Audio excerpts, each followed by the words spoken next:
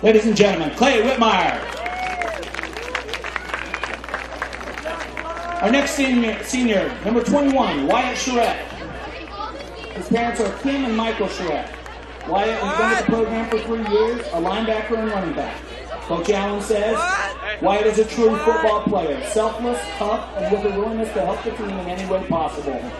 Captain of the special teams, starting linebacker and running back, he sets the tone for the rest of the team on the first play of every game. I'm lucky to have had the opportunity to coach him the past 3 years.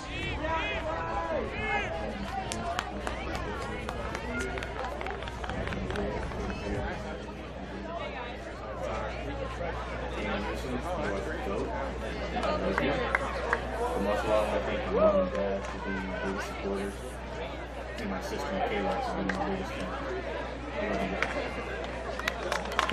Wyatt Charette.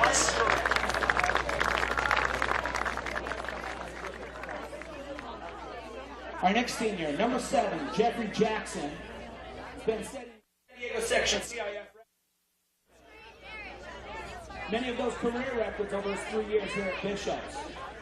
This is quarterback, who's joined by his mother and father, Monique and Jeff Jackson. Coach Alan writes, Jeff has led this team for the past 3 years. Playing quarterback is not always easy, as you carry the burden for the team's losses as much as you are credited with its successes. Jeff has led this program to success over the past 3 years. I've watched him grow and mature into the most prolific passer in Bishop's history, and one of the best in San Diego history. He has handled his success with humility and grace, a true leader.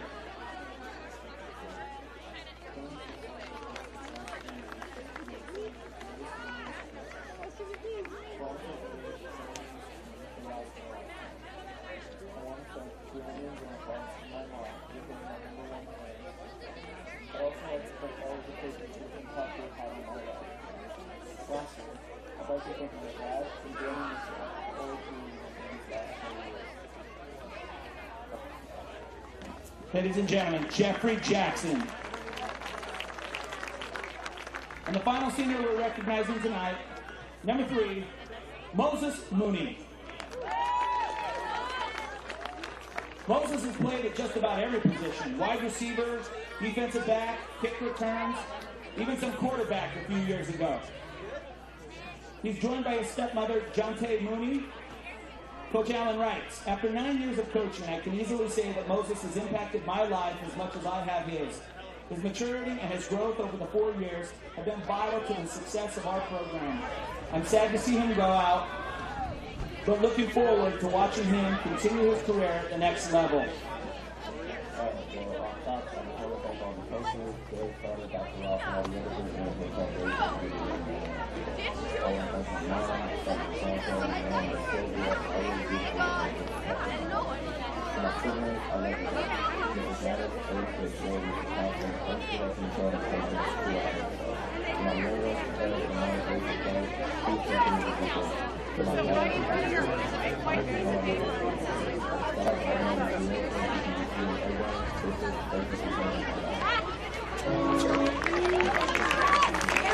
Ladies and gentlemen, Moses Mooney. One more time, let's recognize all of the seniors for their effort, not only this year, but throughout their entire careers here at Bishop's. They've meant a lot to this program, and they've meant a lot to this school. And in just a few moments, we'll get ready for the coin toss and the national anthem. Thank you for recognizing our seniors tonight.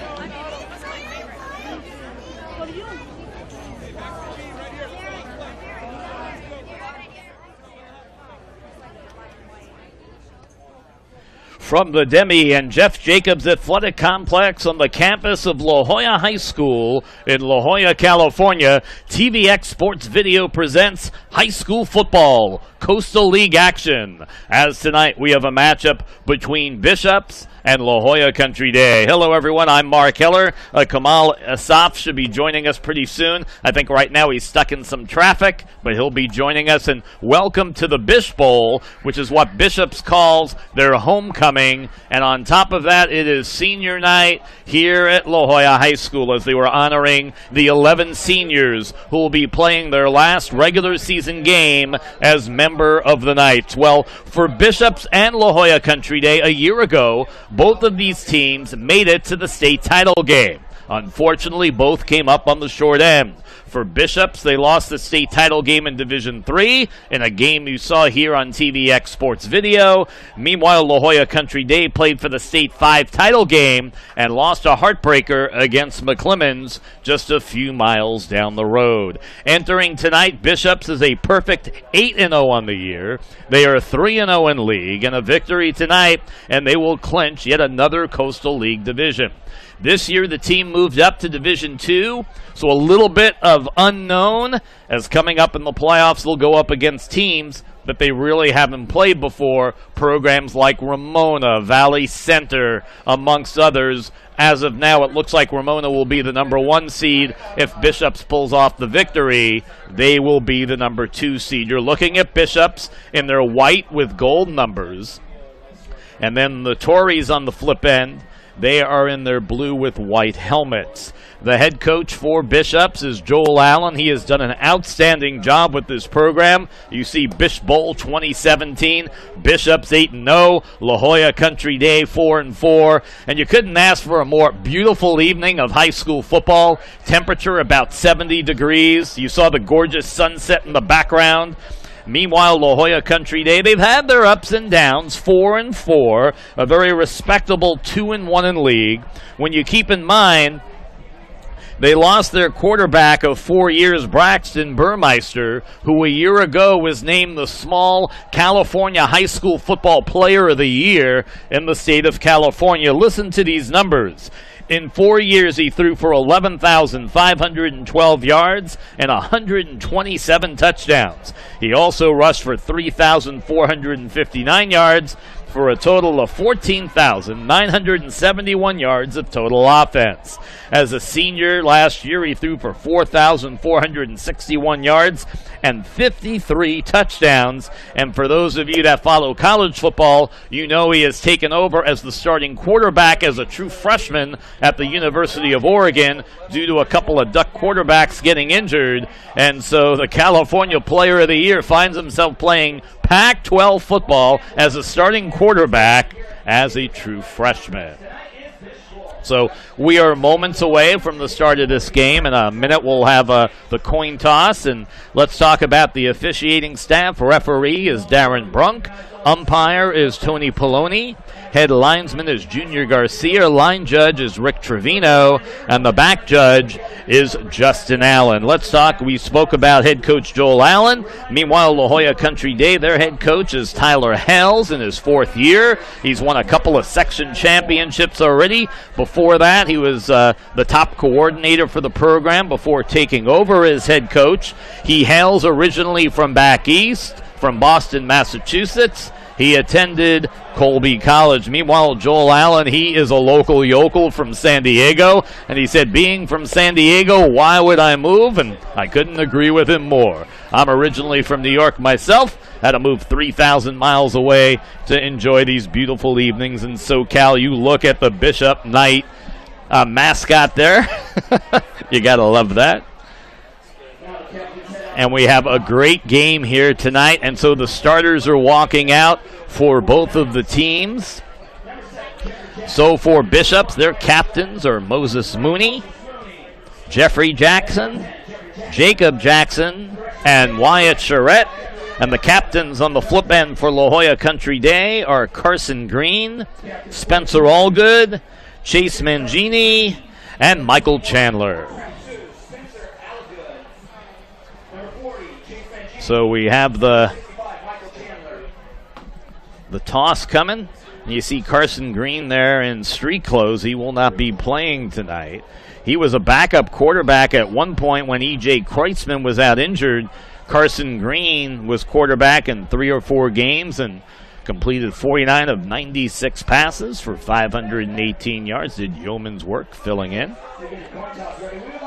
And so all the kids are getting ready for this one. This is a big game. Hey, your homecoming game, you're a senior, you want to go out a winner. And so this is a big game for both of these programs, just a few miles away from one another.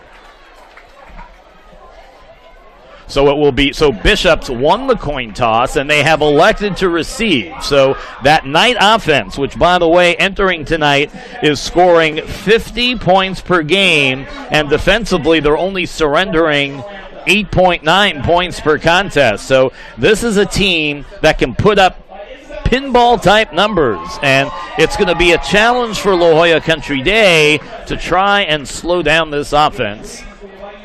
And now it's going to be time for the playing of our national anthem as we honor America.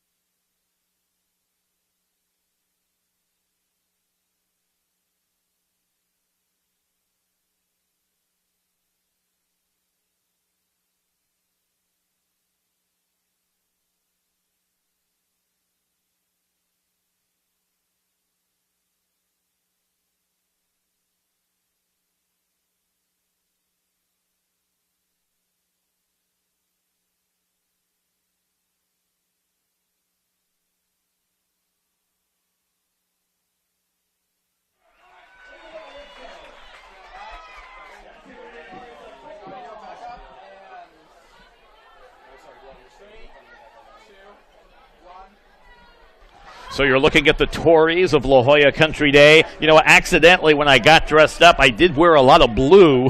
And so when I was talking to head coach Tyler Hales, he goes, "Oh, Mark," he goes, "good omen there, wearing blue." I said, it just happens to be what I put on. I have to admit I didn't think about what I was putting on when I got dressed up. Coming up at halftime, you'll have an opportunity. I interviewed both coaches before the game, so we hope you enjoy those halftime interviews coming up. So in the past, you guys have heard me, but I don't think you've seen me on camera, so you'll have an opportunity to see my dapper look this evening. So it will be the Torreys who will be kicking things off. And it'll be Blake Kalecki, their kicker, a junior, 5'10", 155-pounder. And back to receive will be La Jolla Country Day and their vaunted offense. It's going to be a lot of fun as we watch one Moses Mooney. This kid is this and all that. He has over 14 scholarship offers everywhere from Boston College in Hawaii to Cal Davis and some Ivy League schools. And so strap on your seatbelt. It's Friday Night Lights. Here we go with high school football here on TVX Sports Video. They go with the squib kick. And Bishops was able to recover. Good job by number 14, Clarence Freeman the fourth. And with that, let's take a look at the offensive starting lineups for Bishop. The offensive line left to right, Eldridge, Whitmire, Haley, Mosey, and Kramer. Jackson quarterback, Charette in the backfield. Mooney, Jackson, Petrie, and Buckner are your wide receivers. And in a minute, we will show you the Torreys starting defense. But let's see what the Knights can do here. They're going to work out of shotgun, and they like to move fast. And they're going to give the quarterback, calls his own number, 45, still on his feet, works his way down to the 41, and that's good for a Knights first down. So Jackson picks up 11 yards on the quarterback keeper. Let's take a look at the defense for the Torreys of La Jolla Country Day. All Good, Wallace, Steele, Chandler, Mangini, Albert, and Lou, Riss, Bland, All Good, and Ace, your starting lineup. It's a shotgun formation with time over the middle. Ames, fires, completes, and the catch is made by Moses Mooney.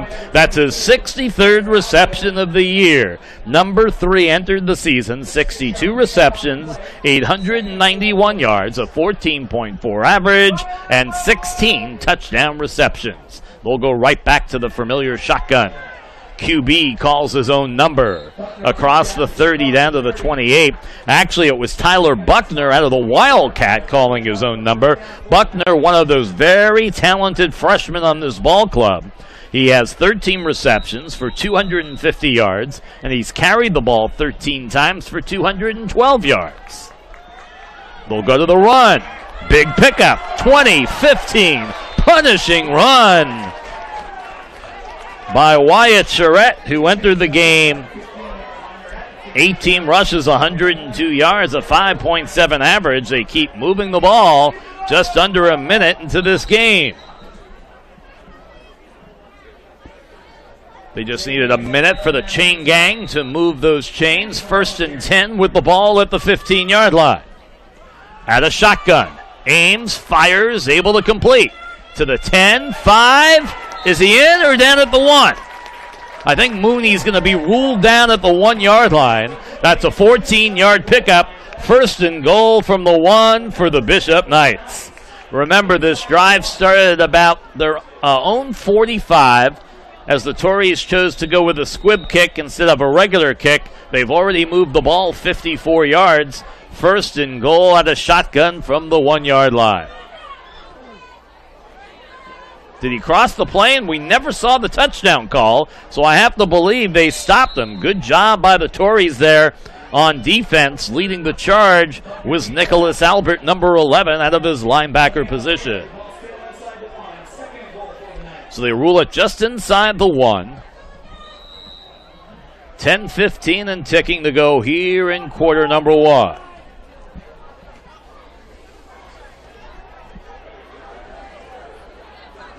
Buckner out of the Wildcat. They give up the middle. Touchdown, Gabe Thomas.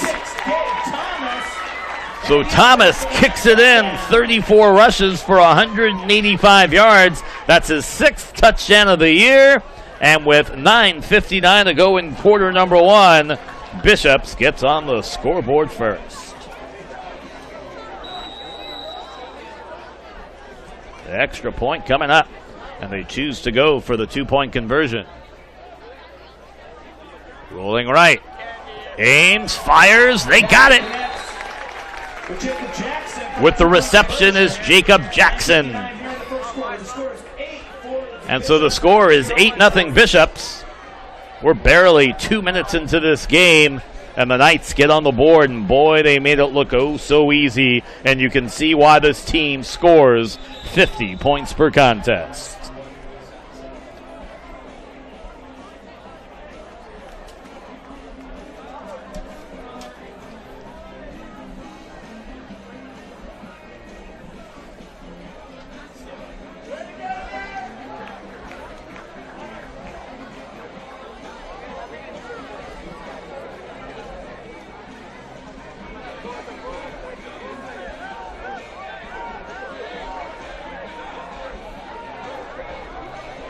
So it's going to be Bishops, and time for the Knights to be kicking things off.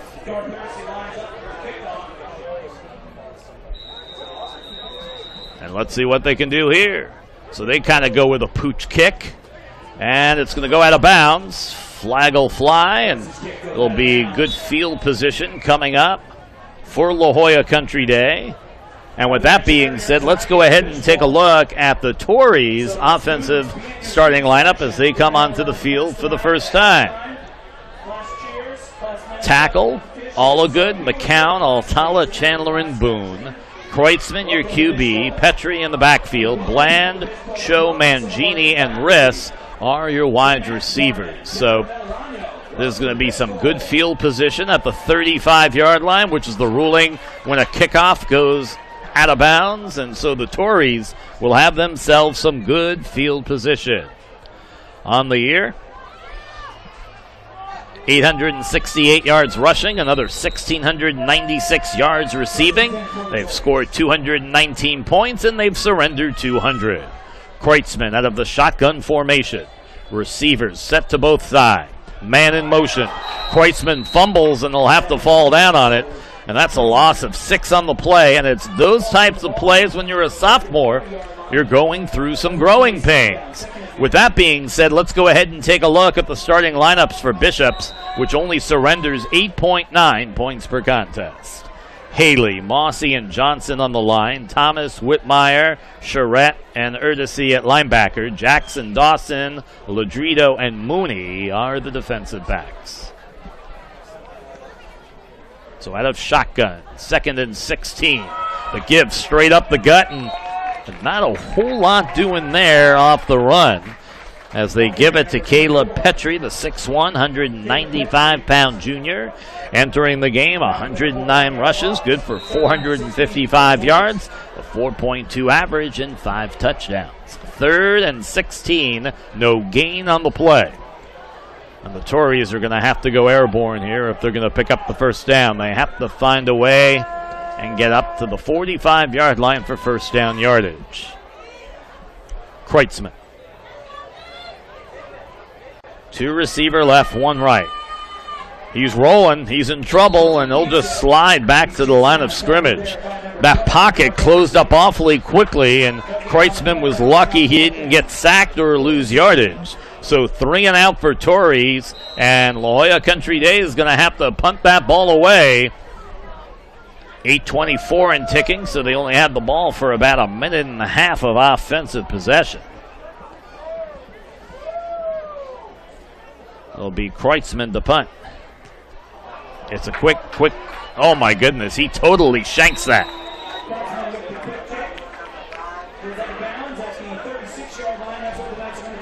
That was basically a 1-yard punt by E.J. Kreutzmann. Now, we know Bishops has a really good offense, but when it comes to being stopped and special teams, you have to get the job done. There's no way you can allow Bishops to play on this short of field. They will just tear you apart. And so they have the early lead, 8-0. I don't know if they're trying to figure out the exact yard line that the ball went out of bounds, but Kreutzmann clearly shanked that one. Something as a punter is just the worst feeling in the world. But to kind of review a Bishop's season and the success that they've had, they opened up 22-13 at Grossmont, just destroyed Patrick Henry 77-0. Then at St. Margaret's and San Juan Capistrano, a 24-17 victory. Rest of their schedule in a moment. Looking deep, airing it out. Touchdown! Oh my! Mooney with the catch, showing why he may be the best receiver in all of San Diego County. He hauls it in from 36 yards out, and just like that, they're up by a pair of touchdowns. Oh my.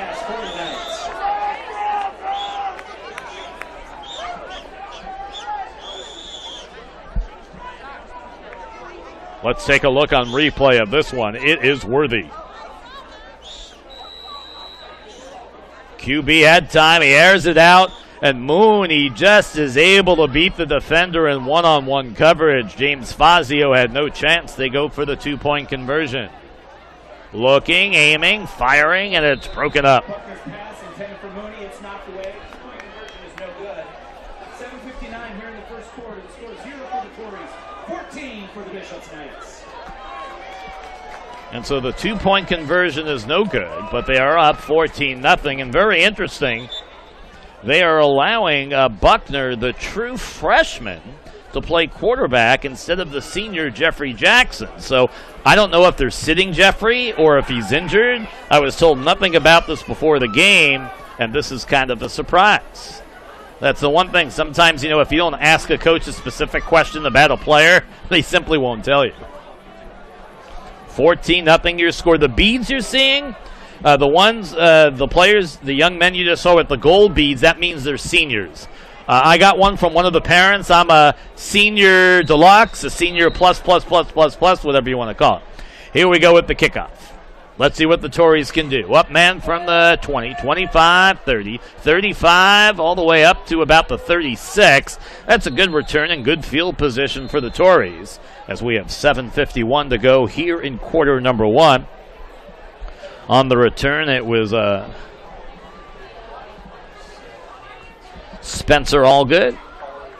And so let's see what the Torreys can do. They were 3 and out on their last possession, and then their punt was 1 yard. And on the first play, a 36-yard touchdown pass.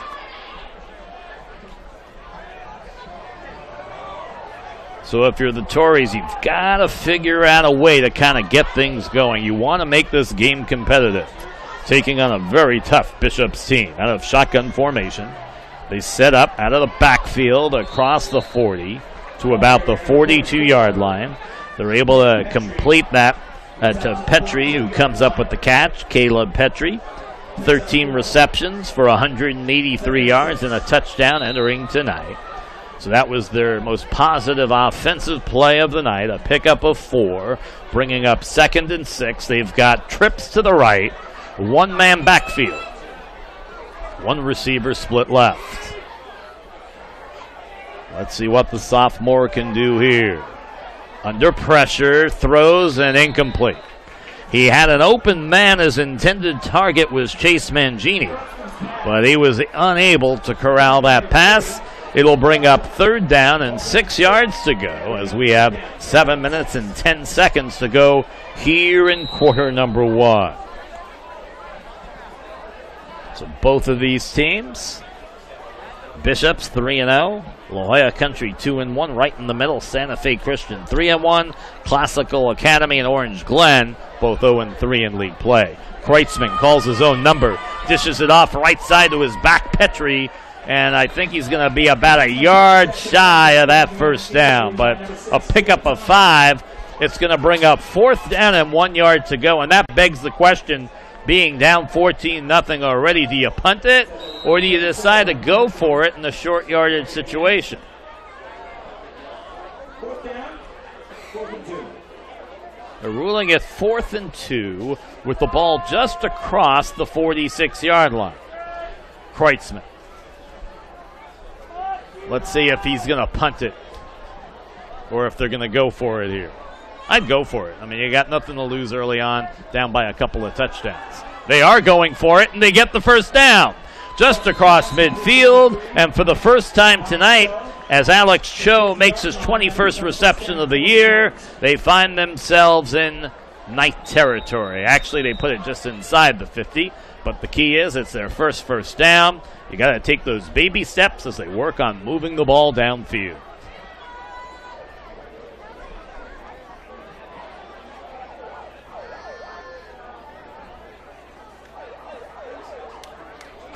Base 4-man set. 2 linebacker look for Bishops. The give to Petrie, nothing doing. A couple of yards lost. Great defensive play by Garth Erdesy.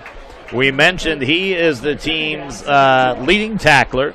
53 solo, 15 assists for a total of 68 tackles on the year. And besides that, Erdesy also handles kickoffs for the team. One of the outstanding athletes, one of the 11 seniors playing their last regular season game out of shotgun. Kreutzmann dishes it off to Petrie, cutting 45, 40, and that's good enough for a first down. So they got a little something going on right here. And hey, you take what the defense is going to give you, and what the defense is giving them is little dink and dunks. So Caleb Petrie there with an 11-yard reception. It's good for first down yardage for the Torreys out of La Jolla Country Day High School. Maybe their most famous athlete to ever come out of La Jolla Country Day, Rashaan Salam, who would eventually become a Heisman Trophy winner at Colorado and play in the NFL with the Chicago Bears. They give off the left side. Good yardage pickup on first down. That's going to be good for about 7 yards. They really are going to Petrie quite a bit the 6'1", 195-pound senior, and we have a flag at the end of the play, and it's the first penalty of the game. Get a close-up of the refs and let them make the call. Pedri advanced the ball to the 34-yard line. You want to look at the man in the white hat. He is the referee. He is the one who will ultimately make the call. While they sort that out, once again, welcome to our new faculty, Nancy Rosas, in the History and Social Science Department. So here's the call. We've got a dead ball personal foul against the Knights, as well as against the Torreys.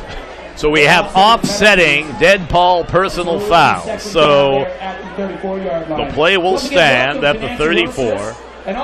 You can tell sometimes it'll be a little chippy. I mean, this is a rivalry. And of course, either school would love to be victorious here tonight. So it should be where he was tackled, which was at about the 34-yard line.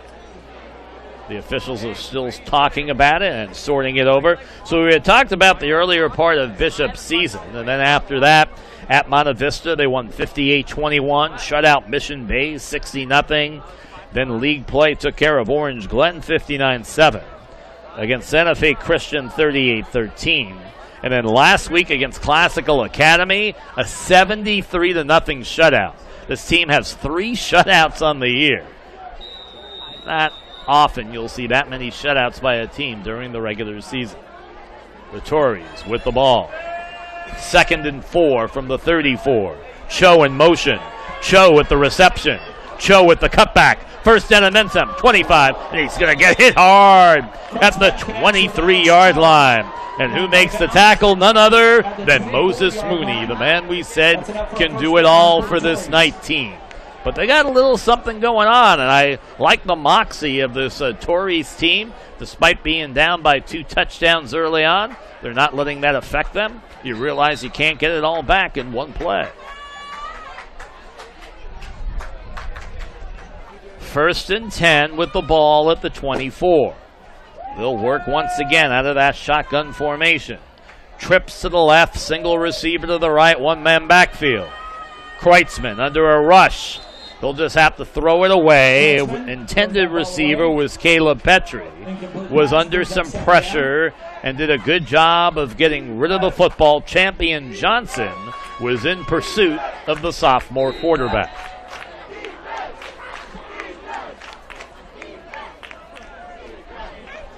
.423 to go here in quarter one. Mark Heller, thanks for joining us here on TVX Video for all the action of this one. And if you're watching it live, we want to know what you think. Go on to Twitter, make your comments.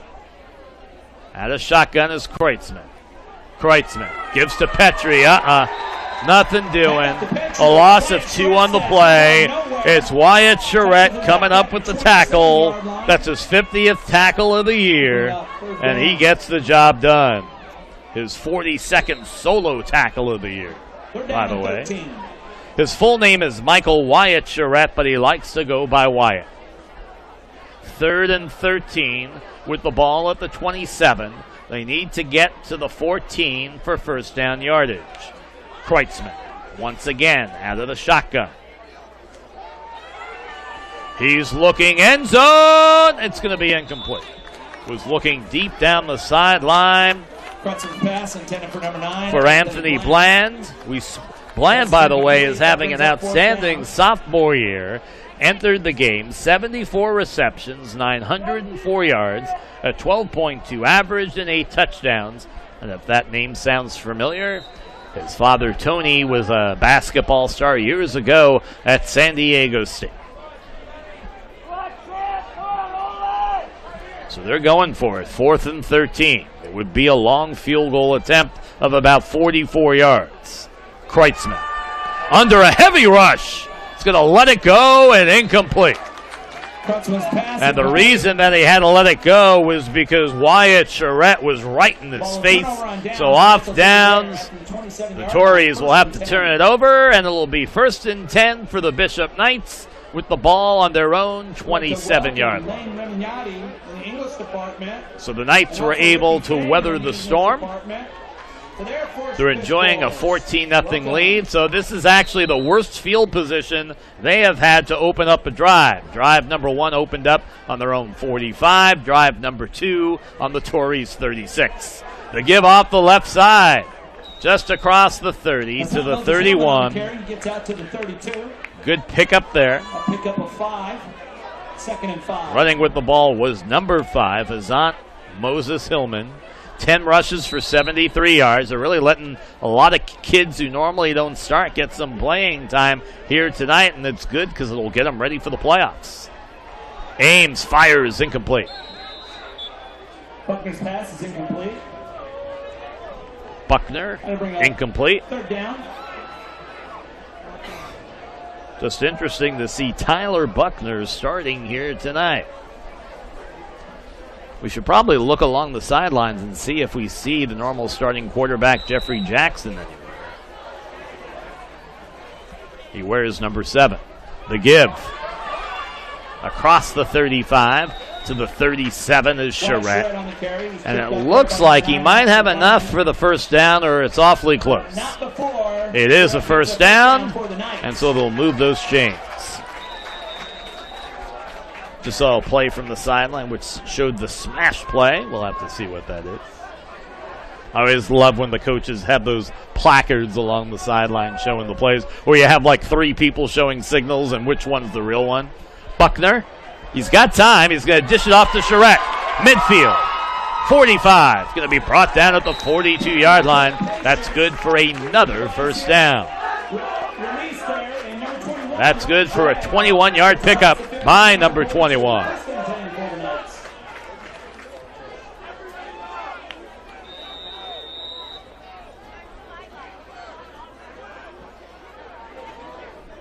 So 1st and 10 at the Torreys 42-yard line. Buckner. He is looking deep. That ball somehow is caught. Don't ask me how, but Aiden Riss pulls it in. That's just an unbelievable reception. 27-yard pickup.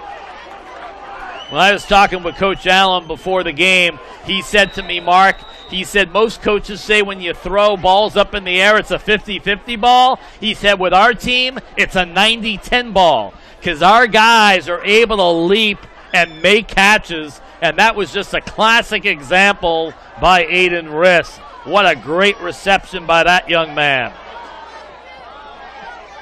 Rolling, catches made, cutback made, inside the 5, down to about the 3-yard line is Moses Mooney. But that big catch by Aiden Riss moments ago was a thing of beauty. It really was.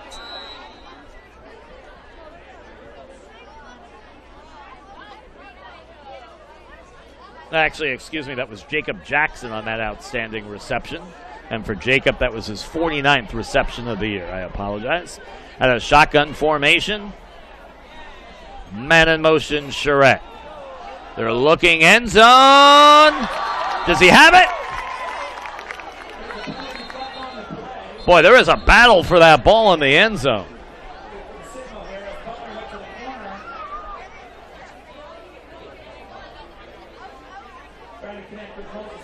Was looking for Moses Mooney. I think they're going to rule it incomplete. We're waiting to see. But I'll tell you what, I really enjoyed. Let's see, pass interference on the offense. That is unusual, but the call is made. I don't know if you guys have the replay to bring up of that one to see the Mooney offensive pass interference, which is very unusual. Usually that play gets called against the defense.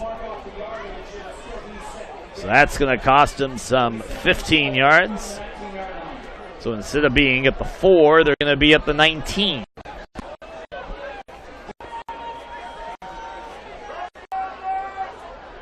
So Buckner will get back to calling the signals out of shotgun formation. You got Jackson to the left. They dink it off. Not a whole lot doing on that play.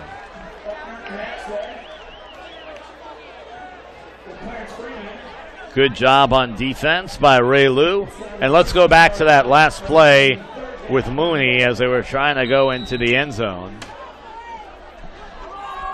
They said that Mooney kind of used his hands to gain an advantage. A little ticky-tack on that one. And a shotgun is Buckner. He's got all kinds of time. He's looking end zone. And just a little too far for Clay Petrie, looking for the 6'2", 175-pound freshman. One of those good-looking, outstanding young players for the Knights. He'll be in a uniform with Bishops for 3 more years. 4th and 16 from the 16. We have a timeout being called by the Knights. They're going to talk things over, maybe to see if they want to go for it or if they're going to kick a field goal. If they went for a field goal, you'd be looking at about a 33-yarder, which is certainly makeable. But they score so many points offensively, I think it's very rare that they think about even kicking field goals. So I guess maybe, I have a feeling Coach Allen's talking to them, and he's probably saying, hey guys, you want to go for the touchdown or you want to kick the field goal? And if I'm talking to a high school kid, he's probably saying, I might want to go for the touchdown. We'll see what happens.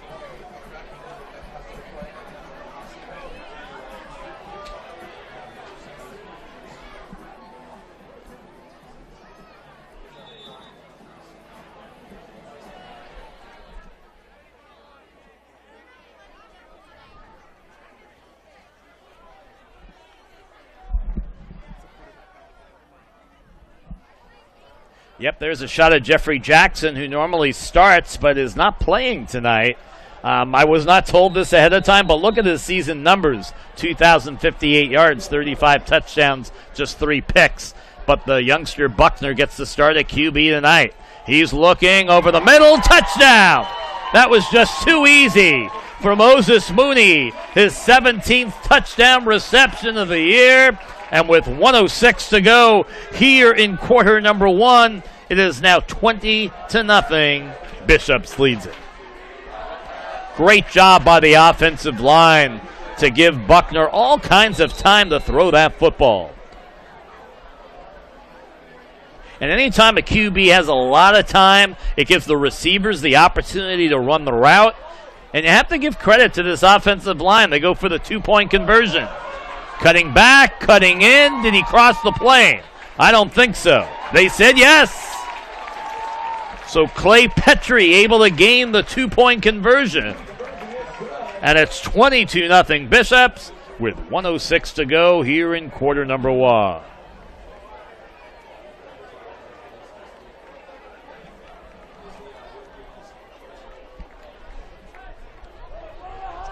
Let's see if we can maybe go back to that last touchdown reception.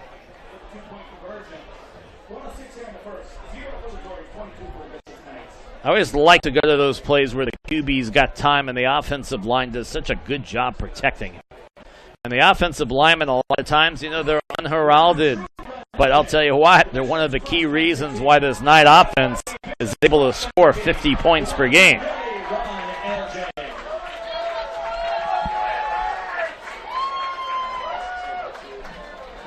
And I'm watching Jeffrey Jackson walk on the sidelines. It looks like he's walking fine under his own power. I just can't figure out why he's not playing tonight. But needless to say, the youngster Tyler Buckner has stepped in and is performing really well. Here we go, the kickoff. Picked up by the up man at the 30, 35, up ahead to the 40-yard line. And that's where the Torreys will start 1st and 10. Aiden Riss on the return, and let's see what the Torreys can do here.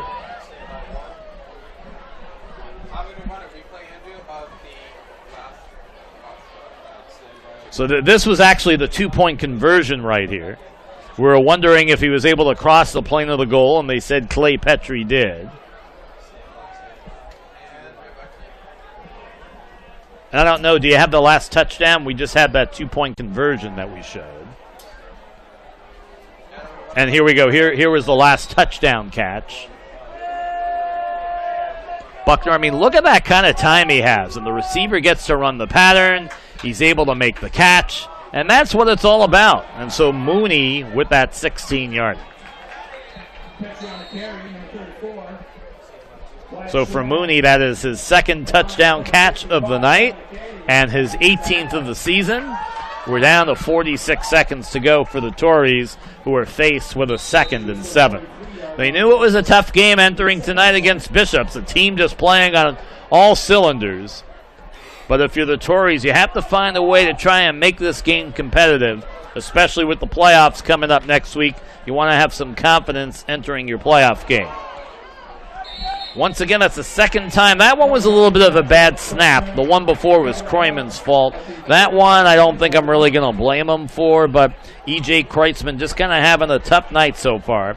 I like that last drive. They moved the ball pretty well downfield before they were unable to stop on downs deep in Bishop's territory. And that's going to wrap it up for quarter number 1 from La Jolla High School. So far, it has been the Bishop Night Show.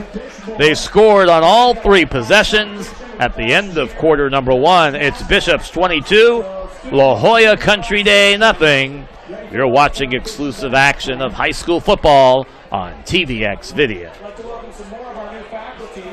The new academic technology coordinator, Sarah White, welcome. And also in college counseling.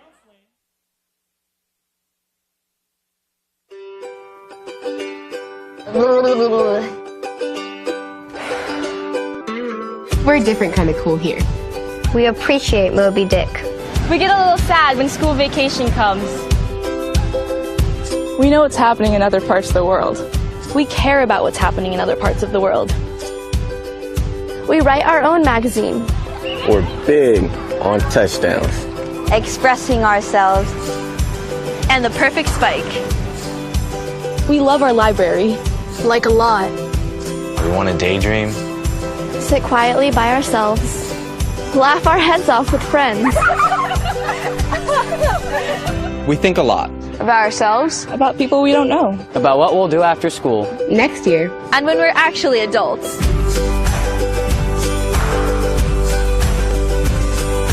We hang out with people like authors. And Nobel Prize nominees. And secretaries of state. And people like 6th graders. Surfers. The ultimate frisbee team. And this guy. We're stress cases. Goofballs. Dreamers. Doers. Do-gooders. Kids.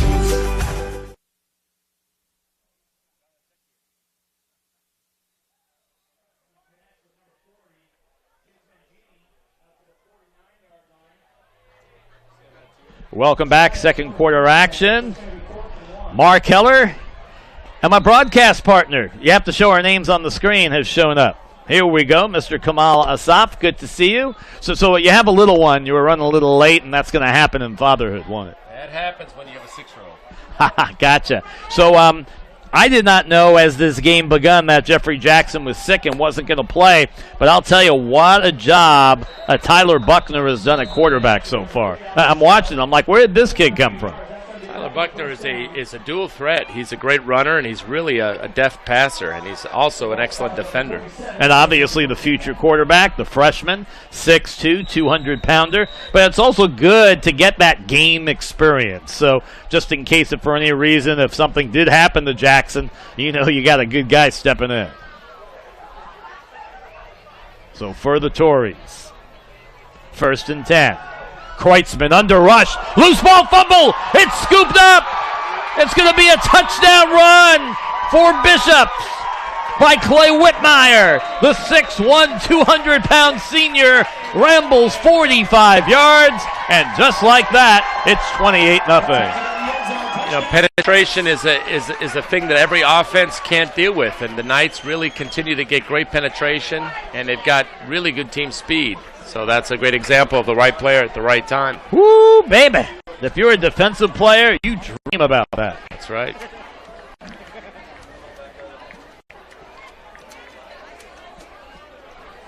And that comes at the 10:53 mark of quarter number 2. And they'll go for the 2-point conversion. They have the unbalanced line. I always love this look. Buckner can't find anyone. Now rolls right, aims, end zone, yes. And Moses Mooney with the 2-point conversion. And just like that, it's 29-0. You know, Buckner really does a great job of extending plays. He's a guy who can throw it from the pocket, but he can really extend plays with his speed, and that time he just had great touch on that pass. Yep, let's go ahead and take a look at the replay. So Kreutzmann had a shotgun formation. It was just an all-out blitz. The loose ball fumble. And Whitmire said, look what I found. That's great for a lineman and a linebacker. They don't touch the ball very often. Yep. Hey, if you want to show that one more time, if you don't mind doing that, because we always like to take a look. It's not often that the defenders get to score on a touchdown. So great job by the defense. And we should also give a mention on that play to Charlie Mossy. He was the one who caused that fumble. And so if you're Whitmire, you better take him out for a double-double or something after that, because he gave him a gift. Coach Shane Walton, the defensive coordinator, really does a wonderful job of scheming teams, and at this point it looks like they're just getting great penetration off the edge. They're coming through the A-gap, and it's hard to block. If you can't block it, it's going to be a long night for the Torreys. Yep. Hey, if you're enjoying the game, let us know. We want you to smash that like button. Click the like button to let us know you're enjoying the game here on TVX Sports Video. Well, thanks for joining us. It's good to see you. We haven't done a game since the state title game of last December. I know a game that many Bishop fans would like to erase from their memory, but the key is they're hoping that maybe they'll have an opportunity to move up. Now, being Division II, it's going to be a little more challenging, up a little more with the big boys. The Squirmer, and who has it at midfield? It looks like the Torreys have recovered. I think that's kind of an interesting play. You've got such a big lead, and yet they choose to go with the squib kick, but Aiden Riss is able to pounce on it at midfield. I think from a coaching standpoint, you still want to work on developing your team. So while the score is already 30-0, I think the Knights are continuing to look at how they can improve and how they can really prepare a different phase of the game. Special teams is such an important part. So I can see why they're doing what they're doing. Okay. I'll give you some credit there. So let's see what Kreutzmann can do with his team trailing 30-0, but they've got good field position. Let's see what they can do here out of shotgun formation. Looks like they want to come after him, and they do. And he's in trouble, and he has to throw it away. I'm not sure if they're going to consider him out of the tackle box or not, but what a great blitz by Wyatt Charette out of his inside linebacker position. Again, it's a delayed blitz, and right now it just doesn't look like the Torreys can block the Knights, and that's going to make it for a really hard offensive evening for the Torreys. Yep, and it has been. I mean, there's some good size on that Bishop's front line, so, you know, you have to find a way, right? What do they say? Adapt or die. So Kreutzmann out of shotgun formation. Ames fires, and it's incomplete. His intended receiver was Aiden Riss, and it will bring up 3rd down and 10 yards to go. That was a really well-designed quick out, and that's exactly what the Torreys are going to have to do because the Knights are daring them. They're playing single coverage on the outside, and they're sending 5 and 6. They're overloading the Torreys line, and the Knights have really sneaky speed. They've got a lot of guys that can really run, and that makes any defense effective. Well, the one good drive that the Torreys had, that's what they were doing. They were being given the dip and dunk, and they were taking it, and they eventually moved down to about the 20 or 15-yard line before they stalled. You got to take what the defense gives you. Kreutzmann. He completes, but it's going to be short of the 1st down. Alex Cho with his 2nd reception of the night. That'll be his 22nd reception of the year. That's going to bring up 4th down, and I'm going to call that about 4 yards to go. Down 30-0. I mean, you're going to go for it right here because you're really in a no-lose type of situation. Yeah, you have to generate some kind of momentum. You want to go into the second half having some completions and having some long drives. And I think they're onto something here. They've got to complete the pass with a short, quick route. Trips to the right, one-man backfield. Let's see what AJ does here. Ames fires and incomplete, looking for Alex Cho. And so Bishops is going to take the ball off of downs, And once again, they're going to have some good field position. Their opening drive started on their own 45. Their second drive started at the 36 off a shank punt. And their third started on their own 27. And, you know, every time they've had the ball so far, they've scored. And if you're the Torreys defense, you have to try and make a stop and give your offense a chance. That's exactly right, and it's hard because this Bishop's team has so many playmakers, including the quarterback, Tyler Buckner, who can make plays on his own. He can extend plays and let receivers run free. Buckner aims, fires, able to complete. That's going to be a first down, yes. Inside to about the 45-yard line. That's a pickup of 12 yards on the play. Clay Petrie, that'll be his 11th reception of the year, and so one freshman going to the other. I mean, those are the two future guys offensively of this program. Oh, loose ball fumble. That's the first mistake we've seen Buckner make all night. And Clay Petrie is the player they're very excited about. He's about 6'3". He's quick. He can separate. He can sky for the ball. He can high point it. And he's someone that's going to develop into a really terrific receiver once Moses Mooney graduates. Well, so far I'm impressed from what I've seen from Buckner at the quarterback position. He entered the game 11 of 14 for 169 yards. There goes Jackson. He works his way down to about the 32-yard line, and that's going to be good for another Knights first down. We haven't said his name much, but I will tell you this. It's his second reception of the night. He made a reception earlier tonight. I don't think you were here yet. He hauled one in. It was what Coach Allen calls a 90-10 ball, and he came down with it in the 30-yard reception. Buckner under pressure, but he's on the run. He eludes a couple of would-be tacklers. Talk about taking a negative and turning it into a positive. Somehow he showed uncanny speed, ability to avoid the snack, and what should have been a loss turned out to be, about a 2-3 yard gain. Yeah, Tyler's got remarkable strength. He's 6'2", 200 pounds, and there's an example of really what should have been a sack or even a strip fumble, and he just ran through the defensive end. He's probably bigger and stronger than the defensive end that just tried to tackle him. Oh, boy, that was impressive there. So they're going to call it second down, 3 from the 29. Buckner under pressure. He's running on his feet, 20. First down yardage and then some. He pulls his way down to the 16-yard line. And you have to love towards the end of that play where Gabe Thomas comes in and helps push him forward for a couple of more yards. Way to go, Gabe. Gabe Thomas is the ultimate team player. He really is. He's a transfer in here, and he is absolutely taken to the team and to the school. Yep, and he scored the first touchdown of the night off a 1-yard touchdown run. And they give it to Thomas. Nothing but real estate ahead, and he'll go into the end zone for another Knights touchdown. From 18 yards out, it's 36-0. Yeah, I think that's an example, really, of the Bishop's offensive line just working its magic. You've got two big right tackle, left tackle combination, and offensive line is really running.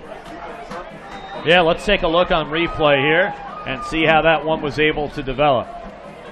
Oh, what a great job by the right side of that line. Yeah. They just blew a hole wide open. I think even I could have scored a touchdown on that one. I don't know about that. I don't know if I would have made it through. And the 2-point conversion, and that will be good. Mooney with the catch. The Bishop's football team is really committed to the weight room. The strength coach, Charles Johnson, is really one of the top strength coaches in San Diego, and I mean at any level, including San Diego State, University of San Diego, and UCSD. He has done a great job of preparing the players physically and mentally, and they've bought into it. So the size that they have, the speed that they have is God-given, but it's also developed, and Charles has done a really wonderful job of teaching them how to be injury-free and also powerful and quick. Yep. Taking a look at Nil Eldridge, who has done an outstanding job out of his left tackle position tonight. And the Torreys just trying to figure out a way to get on the scoreboard here this evening. And you know what? I mean, a lot of teams have struggled against this Bishop's team. 3 teams have already been shut out by the Knights. The Knights are deceptive because you think, how can a team at such a small academic school be so good? But they really have very good players, a terrific coaching staff that's been there for years, and there's a great sense of a purpose and a plan for what they do. So they're really one of those teams in the county that probably could beat most other teams. Let's see, they go with the squib kick. It's going to get picked up at about the 17-yard line, just barely across the 20 to about the 23, closer to the 25. And that's where the Torreys are going to go ahead and operate 1st and 10. So let's see if the Torreys can find a way to put something together. We have 7:26 to go here in the second quarter. Bishops has had the ball 5 times, and they've scored 5 touchdowns.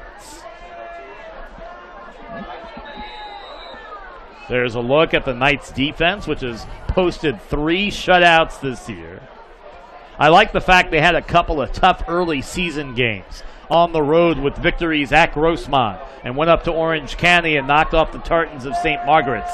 Games like that are what get you ready for the playoffs. Yeah, you have to play people that really are highly skilled and tough, and Grossmont is an East County power. What a nice tackle on defense by Clay Whitmire. He's having quite a night. I'm sure he's probably going to keep that football for the rest of his life and say, yeah, when I was a high school senior many years ago, I scooped up a loose ball fumble that went 45 yards for a touchdown. Clay Whitmire's an athletic guy, and he really does a great job of holding the edge. And so on that play, a loss of 4, 2nd and 14 out of shotgun. Kreutman aims, fires, incomplete. Not quite sure who he was looking for. I think there might have been some miscommunication with the receiver on that play.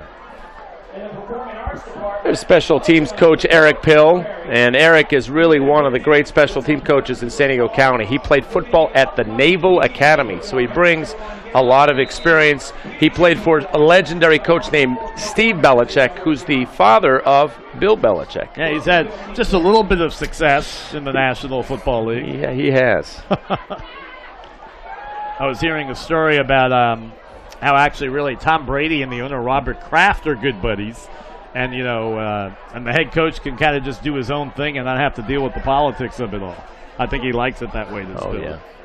Rolling right, aiming, firing, and incomplete. He just had to throw the ball away. One of the things you notice is this Knights defense is really fast. They don't have the size they had the last couple of years with Dan Anderson and Justin Woodley, but they have a lot of speed. And so every pass has been contested, and really it's hard to get outside on the edge against this team because they flatten teams out. The quarterback has nowhere to run, and now we're on 4th down. Yep. So we will see punt formation here from the QB, E.J. Kreutzmann. They like to forget that first punt, which he shanked and was all of 1 yard. Much better result there. It's going to get picked up. Oh, loose ball fumble! It's picked up by the Torreys on special teams! Oh, why are they whistling? They can't advance it. Oh, my goodness. I don't know. If that ball's up in the air, you should be able to keep on running. Wow. But a turnaround there, and we have a flag on the play as well. Big play for the Torreys on special teams, and they really needed some kind of shot of adrenaline, and maybe this will give them what they need. I think they're going to get the Torrey for celebrating after, or throwing the ball up maybe in delay of game. So I think they can't advance it after it's been recovered, and then I think there's a celebration or maybe you know what? I don't like that rule. I mean, if you pick up a loose ball fumble, you should just be able to go. Let's take a look. So he touches it, change of possession. You know the ruling. I don't like that ruling. Right. Unsportsmanlike conduct called against the Torreys at the end of the play, so you called that one right. Right. Yeah, it's a tough one, but I can tell you the Knights don't want to be sloppy like that. That was a situation where the ball should have just been rolling, and they should have just taken it where it was recovered. But that's an unfortunate play for the Knights, but a great opportunity for the Torreys. I believe it'll be Torrey ball now, right? Oh, yeah, it will be. They're just going to march off 15 yards for unsportsmanlike conduct. So instead of being at their 41, they're going to start from their own territory. Yeah, these are the plays that in a game like this is the game within a game. You know, the coaching staff's looking at the game, and it's not so much the scoreboard, it's how can we make great plays? How can we make smart plays? How can we avoid mistakes? And there's an example that will be, film review, talk about what to do in a situation when a ball gets away from you like that. Right, I understand safety plays, like if you're on your knee, the ball's dead. But on a play like that, just let them play it out. Right. Because that would have clearly been a Torrey touchdown.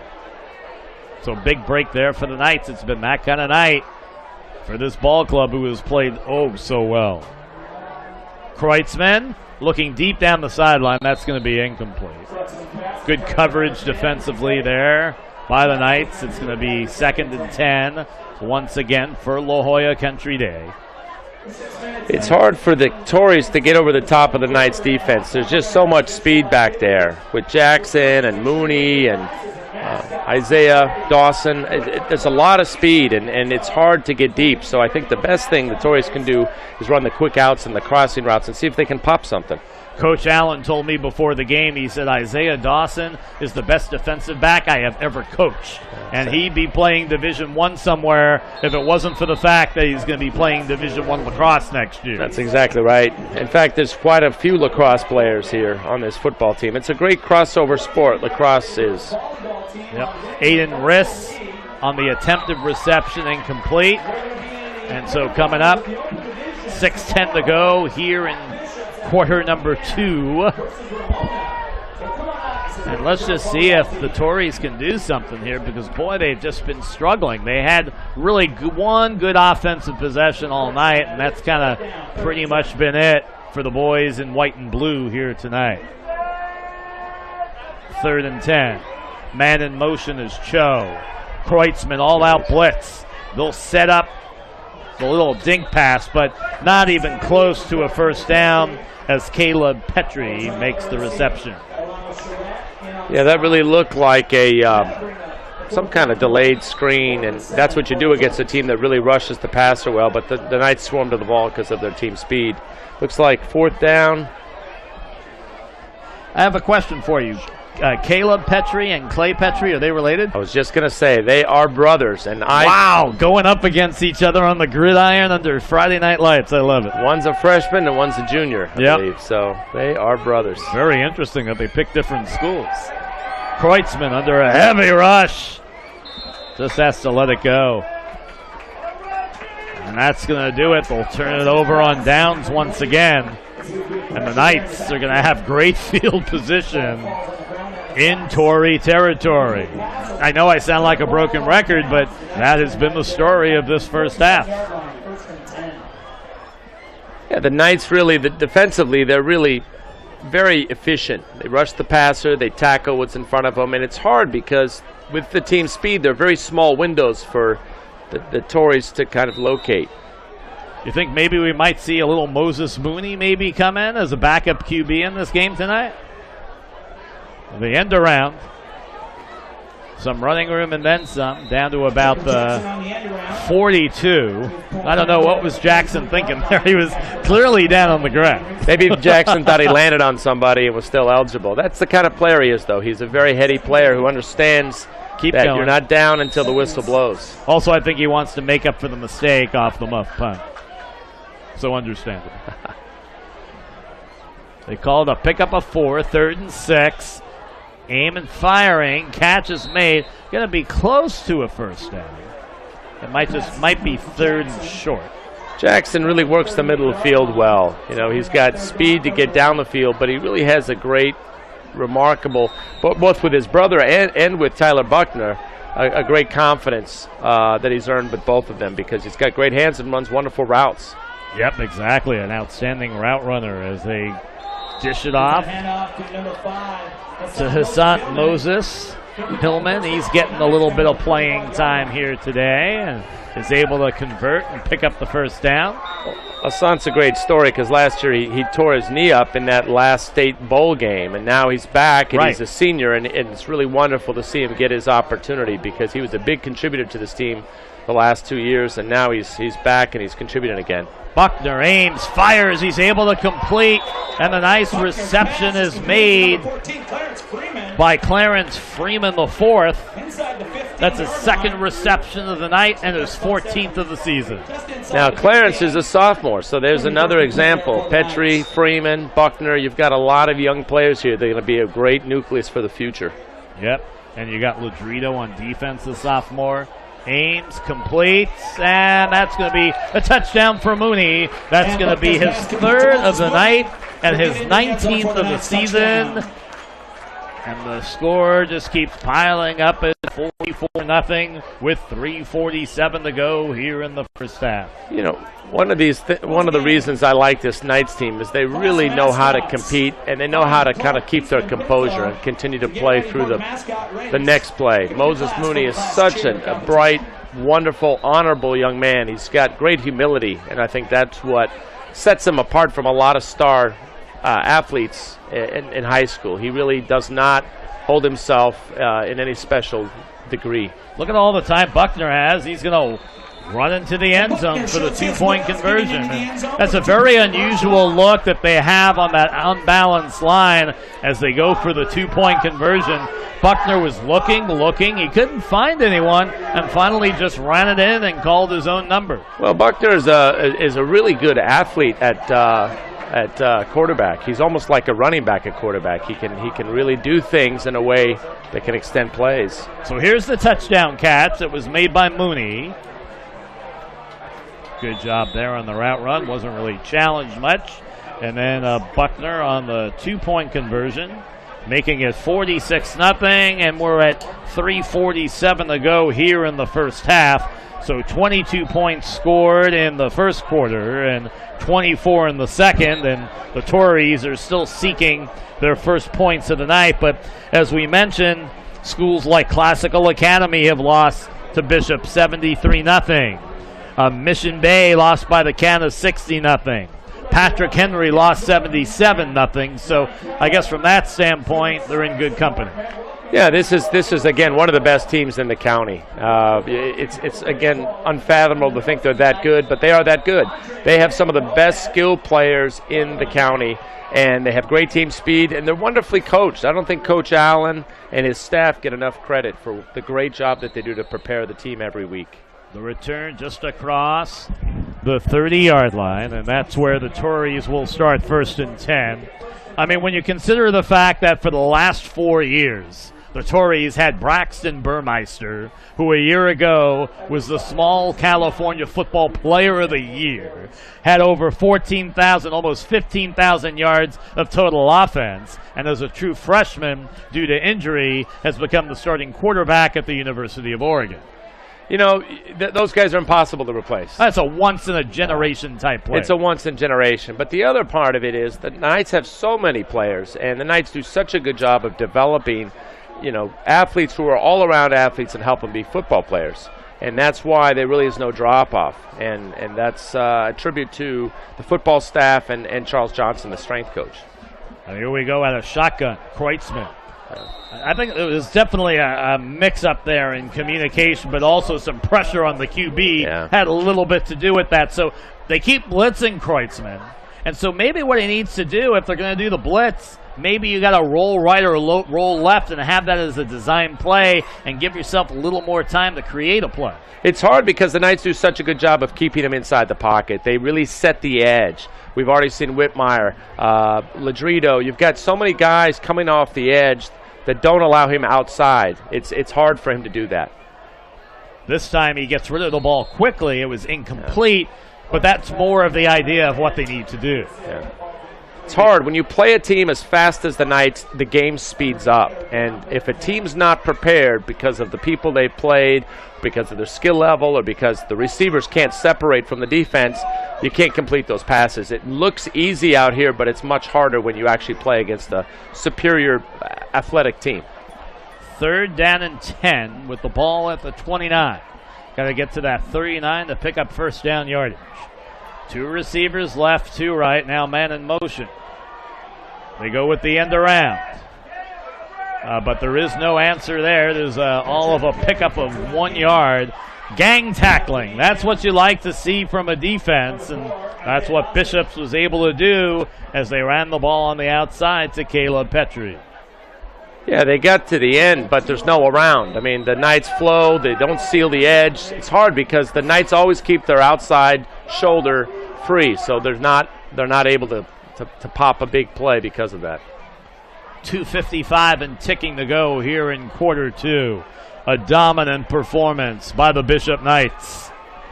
Kreutman in trouble. He's going down. And they're going to get the ball back on downs. Good job on defense with the all-out blitz. And coming up with the tackle for the Knights was Gabe Thomas. So we've seen him perform well on both sides of the football tonight. Again, Gabe Thomas gives you speed. As Jimmy Johnson in the 1980s realized, I'm going to make my safeties my linebackers. I'm going to make my linebackers my defensive ends. And you've seen it in the NFL now. A lot of the linebackers actually run like running backs. In fact, they look like running backs. You don't have 6'4", 6'5" linebackers. Your linebackers are shorter, they're quicker, they can play in space, and that's what Gabe Thomas can do. Talk about a short field. 1st and 10 from the 23. Buckner. Incomplete as his receiver slipped down there. It'll be 2nd and 10. One of the few times we saw that an offensive play has not worked for these Bishop Knights, but they'll get back up and try it again. Clay Petrie was the intended receiver. Again, that's a freshman throwing to a freshman. It's great confidence. He has great confidence in Petrie because Petrie can win his matchup, and Buckner's got the arm strike. That's a hard throw. That's a 25-yard throw for a freshman, and he can make it over his left shoulder easily. Don't forget, coming up at halftime, interview with both the coaches, Tyler Hells and Joel Allen. Buckner under rush, and he's going down. That's a QB sack there. Good hustle on defense by Driver Wallace. That is a great defensive name. Driver Wallace at 6'2", 175. There's an example of Buckner playing and taking the play. He scrambles, he buys time. At this point, he's pretty much needs to throw the ball away.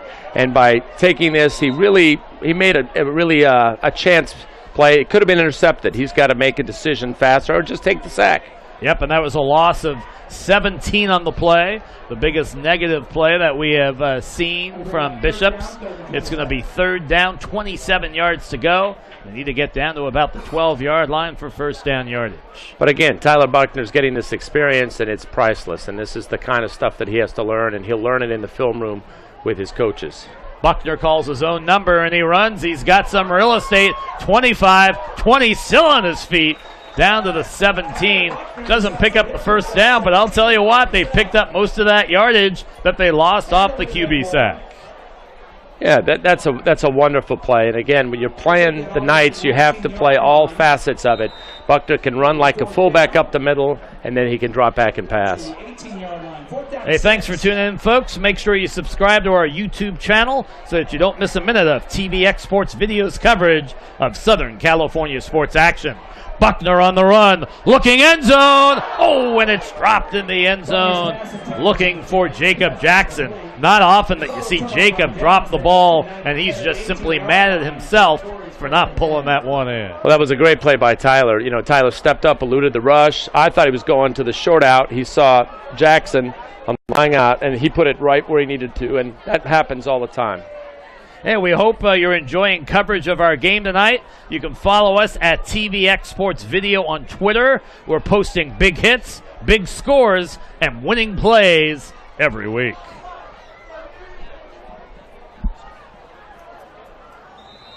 So I know that you're a Bishops guy, so of course you're going to talk up your Knights, and very worthy of it with the way that they are playing here tonight.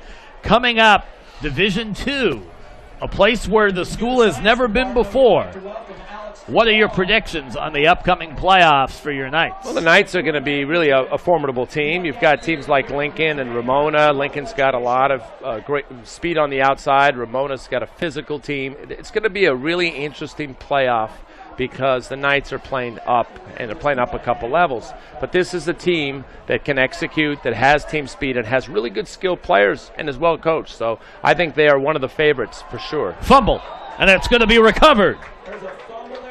Oh, boy, that is just once again a bad snap, and falling on the football is Isaiah Anderson, number 33.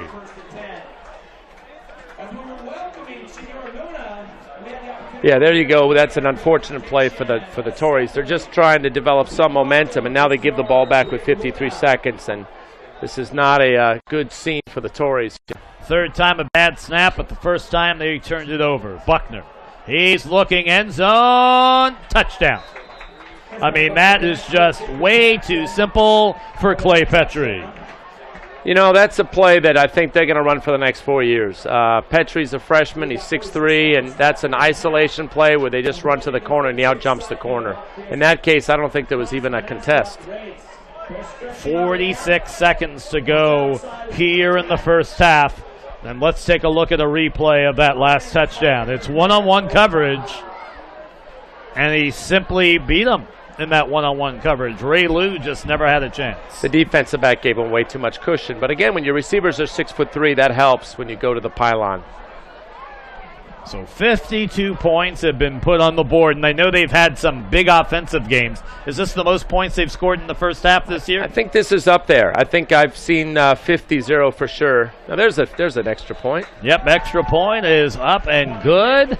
First time that we've seen a Garth Erdesy doing the kicking outside of the kickoffs, and he kicked that one right in between the uprights. You know, I like the fact that Bishops has an interesting two-point conversion. It's something that teams are going to have to prepare for. So when you start thinking about the playoffs, you start thinking about some of these better teams, they're going to have to prepare for something that's really unorthodox that a lot of teams don't do. And the Knights do it every single week and score a lot on it.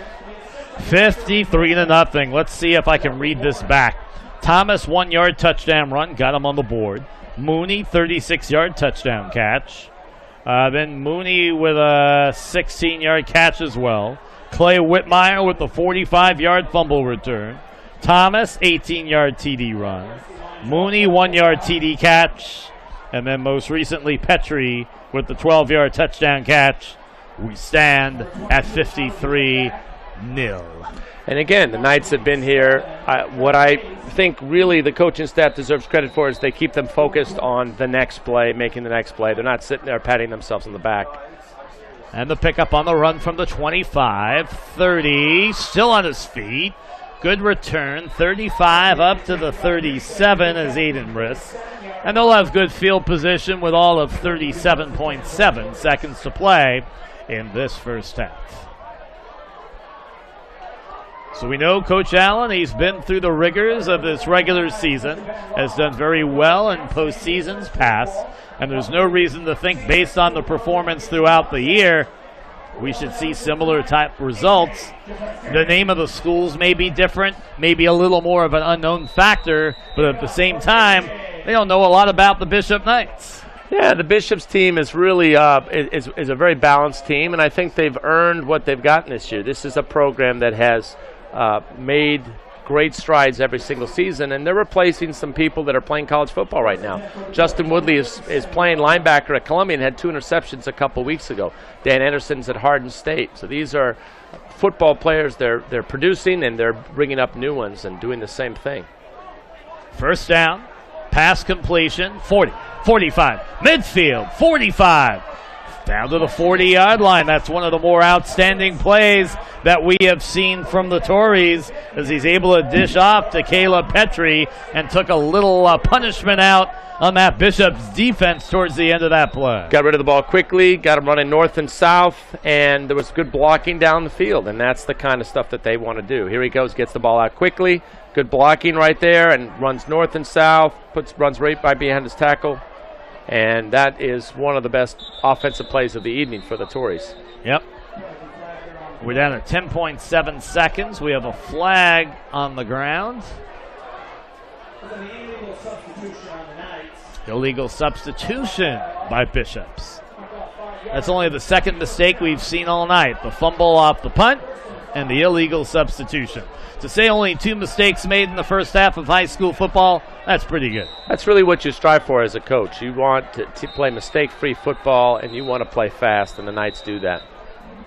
So out of shotgun formation, the ball will be at the 36-yard line. And we have a timeout on the field.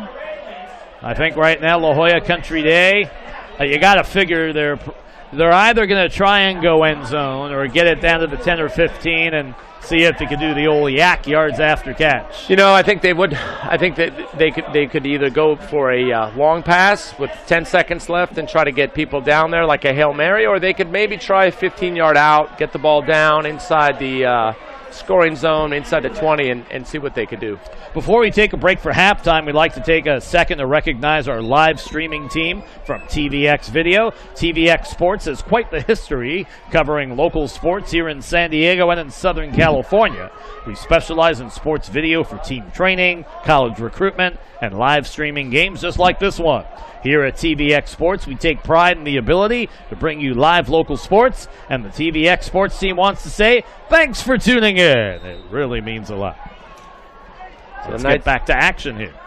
Knights are going to play deep and keep everything in front of them. So the question is, can Torreys complete a 10 or 15-yard pass, get out of bounds, and then complete another one? Here it is. Oh. Yep, it's picked off. Interception by Bishops.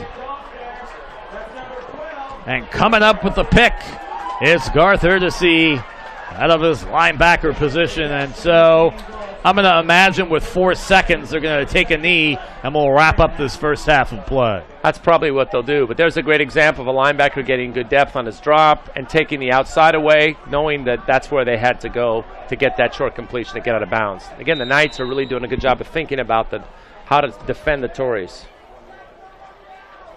And it has been quite an offensive explosion here in the first half. The scoring by quarters, 22-0, 31-0, 53-0 is where we'll go into the locker room here at halftime here at La Jolla High School in La Jolla, California. Coming up at the half, we'll catch up with the coaches of the respective programs. You're watching exclusive action of high school football on TVX Sports Video.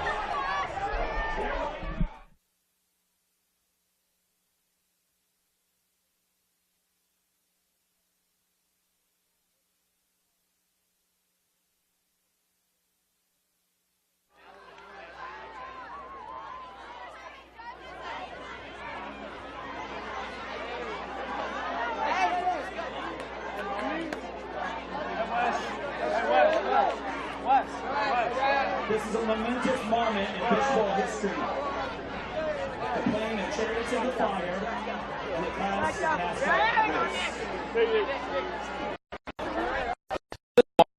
Head coach Allen of Bishops, and big game tonight. BishBowl, La Jolla Country Day, one of your crosstown rivals. What are they, about 2 miles away? Big game tonight and homecoming.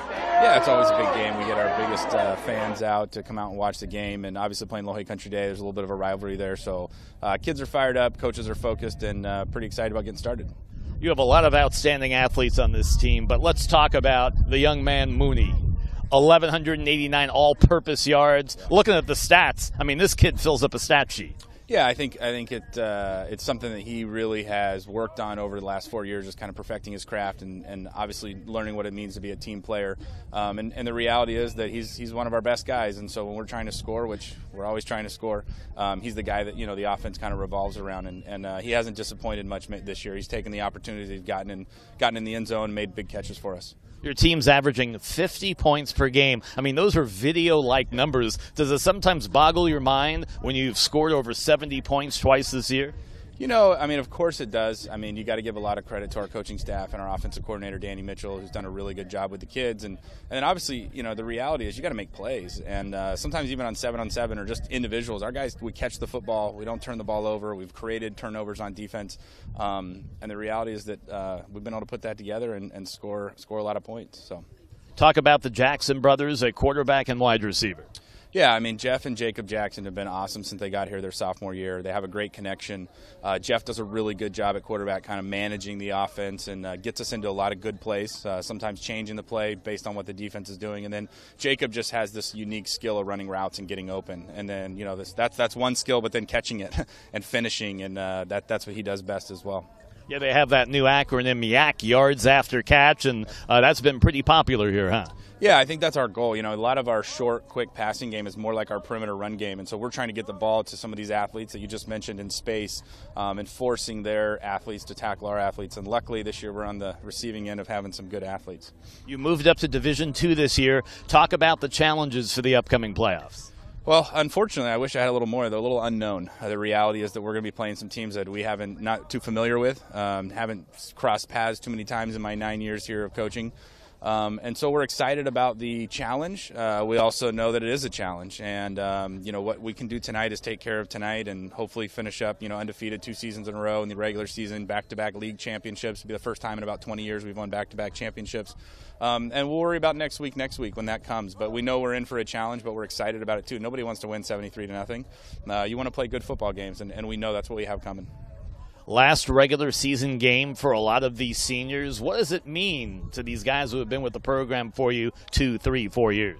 Yeah, I hope it means a lot. I mean, obviously as coaches, we're doing 2 things. We're coaching football, but we're also trying to, you know, grow young men. And so the hope is that something like tonight, a senior night, their last, you know, official home game, we're assuming we'll have some home playoff games, to take a moment, recognize those seniors who have really given to this program over the last 3 or 4 years, and take a chance just to honor them and their families, because it's a group effort. When you have a school, especially in high school, it's not just coaches and players, it's administration, it's faculty, it's parents. And so we're really excited tonight to take a moment before the game, honor those seniors, and then hopefully honor them with everyone with a win tonight after the game.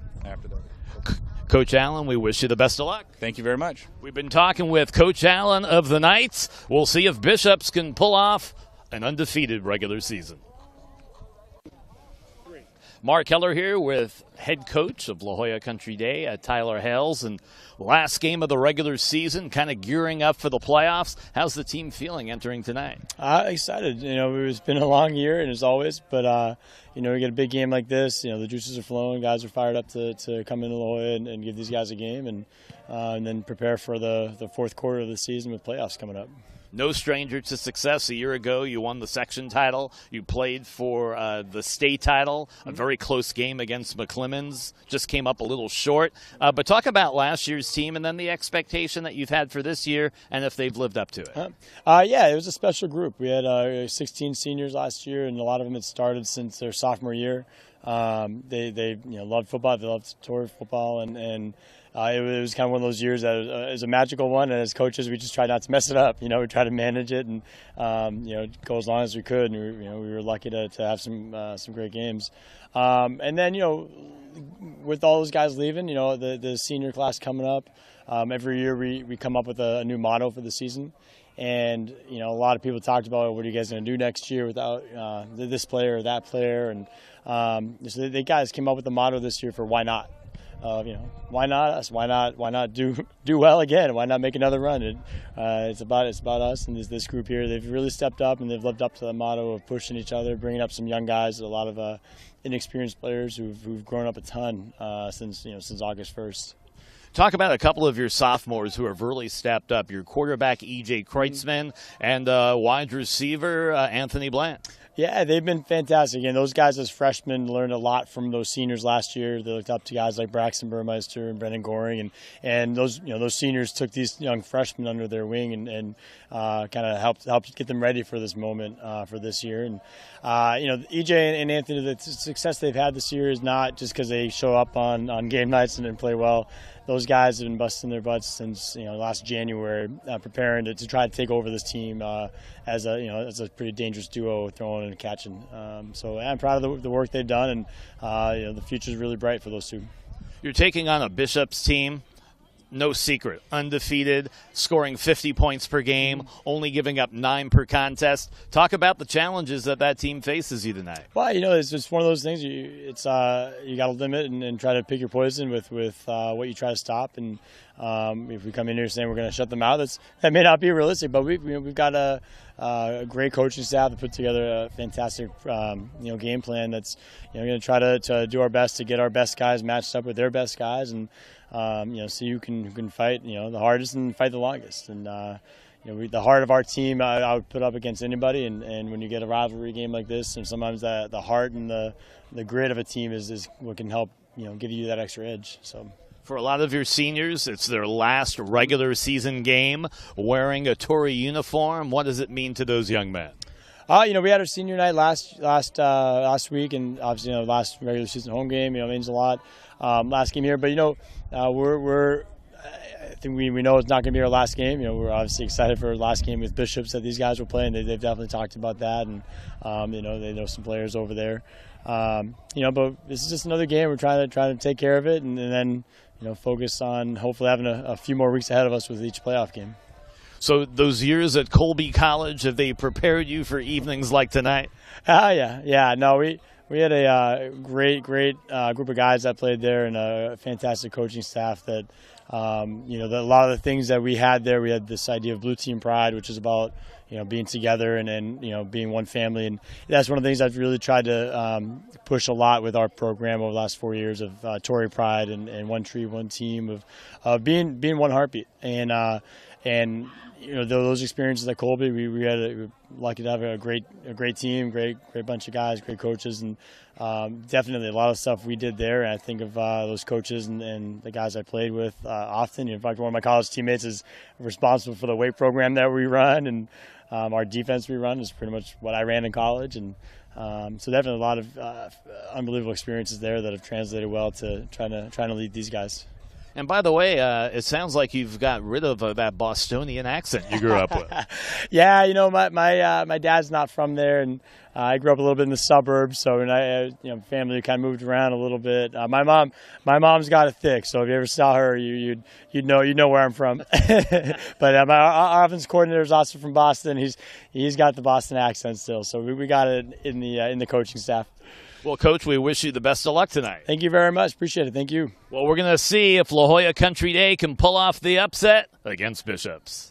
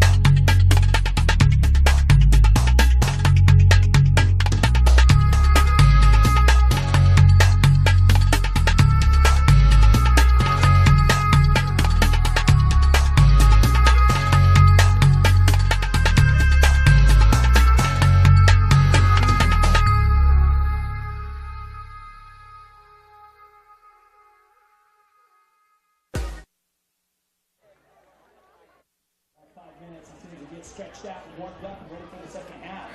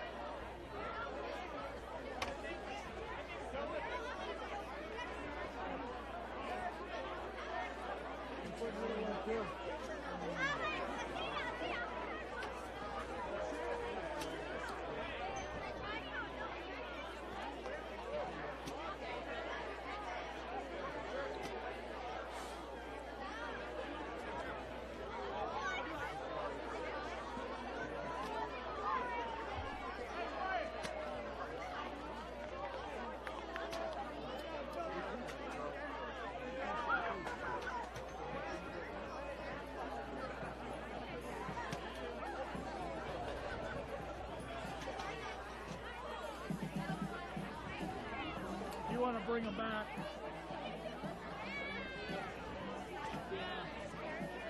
Well, I hooked up the Bishop's Wi-Fi for the sideline. They're just going to back.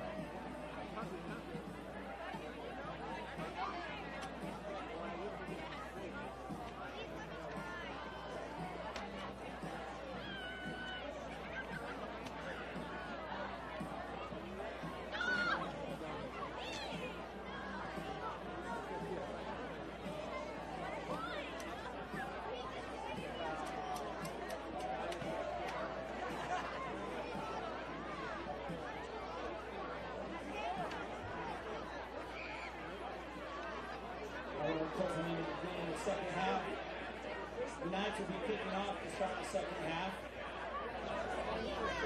We'd like to recognize Michelle Shea as well as James Joyce. Michelle Shea is holding on to it. He's not happy with college hoops to keep Check out the pit rollers at Welcome back here to La Jolla High School. And how about the BishBowl? Right now they're just bishing the heck out of La Jolla Country Day, up by the count of 53-0. Mark Heller and Kamal Rasap, thanks for joining us. And we know that this team could put up big numbers, which they have certainly done in the first half.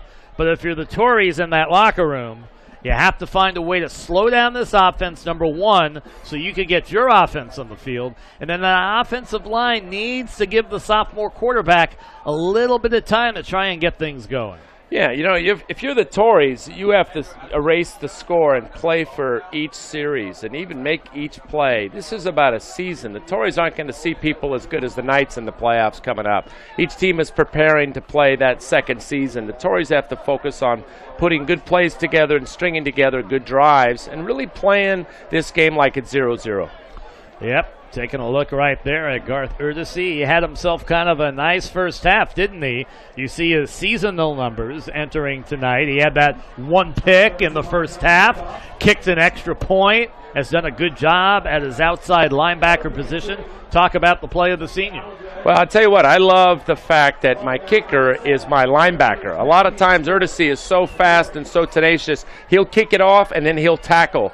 That doesn't happen in the NFL or in college. And Erdesy will kick things off as we get underway. Kind of the pooch kick once again. It will get picked up at the 18-yard line. Across to the 25-30. And that's where they're brought down, and La Jolla Country Day will operate 1st and 10, trying to get on the scoreboard off the return of Spencer Allagood. And, you know, Spencer Allagood has been the star defensive player throughout the year for La Jolla Country Day. He enters the game with 108 tackles, including 50 of the solo variety. That is outstanding. Yeah, he floats to the ball and really does a good job of locking in on ball carriers. Yep, there's the senior. You see the numbers. So the bottom line, you're coming out, I guess it's the old adage, you have to play like it's 0-0 because there's nothing you could do about the first 24 minutes of the football game. You know, these coaches want these teams to continue to improve. So to sit here and think about giving up is really the last thing they're thinking about. They're thinking about making the next play. And the Torreys are trying to improve out of this. This is the best opponent they'll play all season. Kreutzmann, he's able to complete positive yardage for about 6-7 yards to Petrie. We should mention, because of the score of the game, we are playing with a rolling clock here in the second half. There's a great little pass play that was successful earlier in the second quarter. It's a quick dump to the back, and the back made a nice 6-yard gain. Those are the kind of plays the Torreys have to make to stay at a 3rd and long or even 4th and long. So pick up a 6, 2nd and 4 from their own 37. Let's see what the sophomore has. Ames fires incomplete. His intended target was Spencer Allagood. I like the idea, just not the execution. Yeah, you know, with a team as fast as the Knights, it's just a small window. He's got to be really accurate. He's got to get rid of the ball quickly, and he's got to anticipate where the receiver's going, and it's hard to complete. He's missed a lot of those. You have seen a lot of Bishop football teams over the years. Is there one team that stands out over the last 2 decades since you've been here? Well, the 2008 team was one of my favorite teams. It was a team that had a lot of guys who just came of age together and really were the first group that bought into Charles Johnson's strength program. But really, to be honest with you, there's so many teams, it's hard to compare. There was a great team in 1997 with Shane Walton, who's the defensive coordinator and former All-American at Notre Dame. That was a great team. There were great teams when I first got here in 1998, 1999, 2000 for Coach Leckfold. So it's hard to compare eras because the teams have been really very balanced, very well coached, and a lot of great playmakers on all those different teams I just talked about. Well, what was the year when the program made the change from the 8 to 11-man football? Boy, that is a great question. There's a catch and possibly a touchdown, working his way down to about the 7-yard line. By far the biggest play of the night. Chase Mangini with his 18th reception of the year, his 2nd of the night, and he almost takes it to the house. That was an outstanding play. Again, the quarterback got rid of it quickly. It was a quick slant, and he ran with the ball. That is exactly what the Torreys have been trying to hit, and they finally hit it.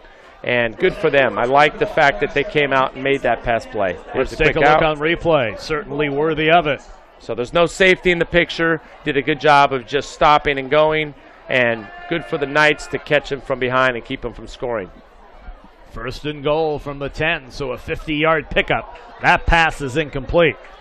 So certainly something positive for the Torreys here. They're knocking on the door, looking to get their first points of the night with 8:10 to go here in the 3rd. You know, the Torreys continue to make plays. That's going to bode well for this game, but it's also going to bode well for the future, and that's exactly what their coaches are telling them. Keep playing, play one play at a time. 2nd down and 10. At a shotgun. Really, 2nd and goal. Incomplete pass. Was looking to hook up there with Aiden Riss. It'll be 3rd and goal.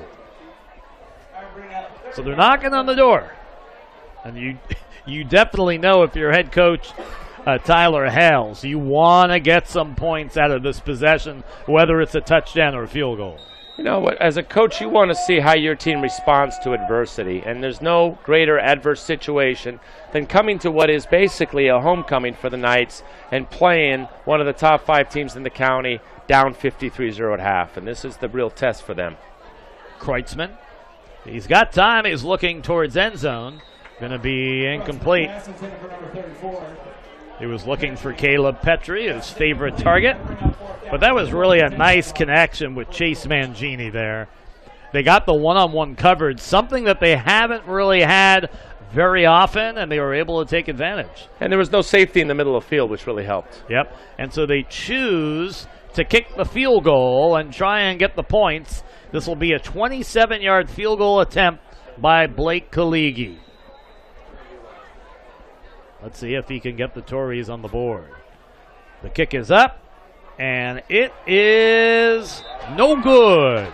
So the Torreys come up empty off the 27-yard field goal attempt, and that's got to be a little bit deflating because the Torreys really felt they had a good opportunity to get some points on the board, and they come away empty. Yeah, that's frustrating, but you can see what the coaching staff's trying to do. Get them on the scoreboard, feel good about the drive, and also continue to develop another phase of the game, which is special teams. You want the kicker to be sharp at the end of the season when you get it towards the playoffs, and unfortunately, he didn't have enough leg in that kick. 1st and 10 out of shotgun. Pass is completed. 30, 35. Here comes Jackson down the sideline. I don't think anyone's going to catch up with him. He's going to take it to the house for a 80-yard touchdown score. 59-0 with 5:40 to go here in quarter number 3. And you see the afterburners that Jackson has once he makes the catch.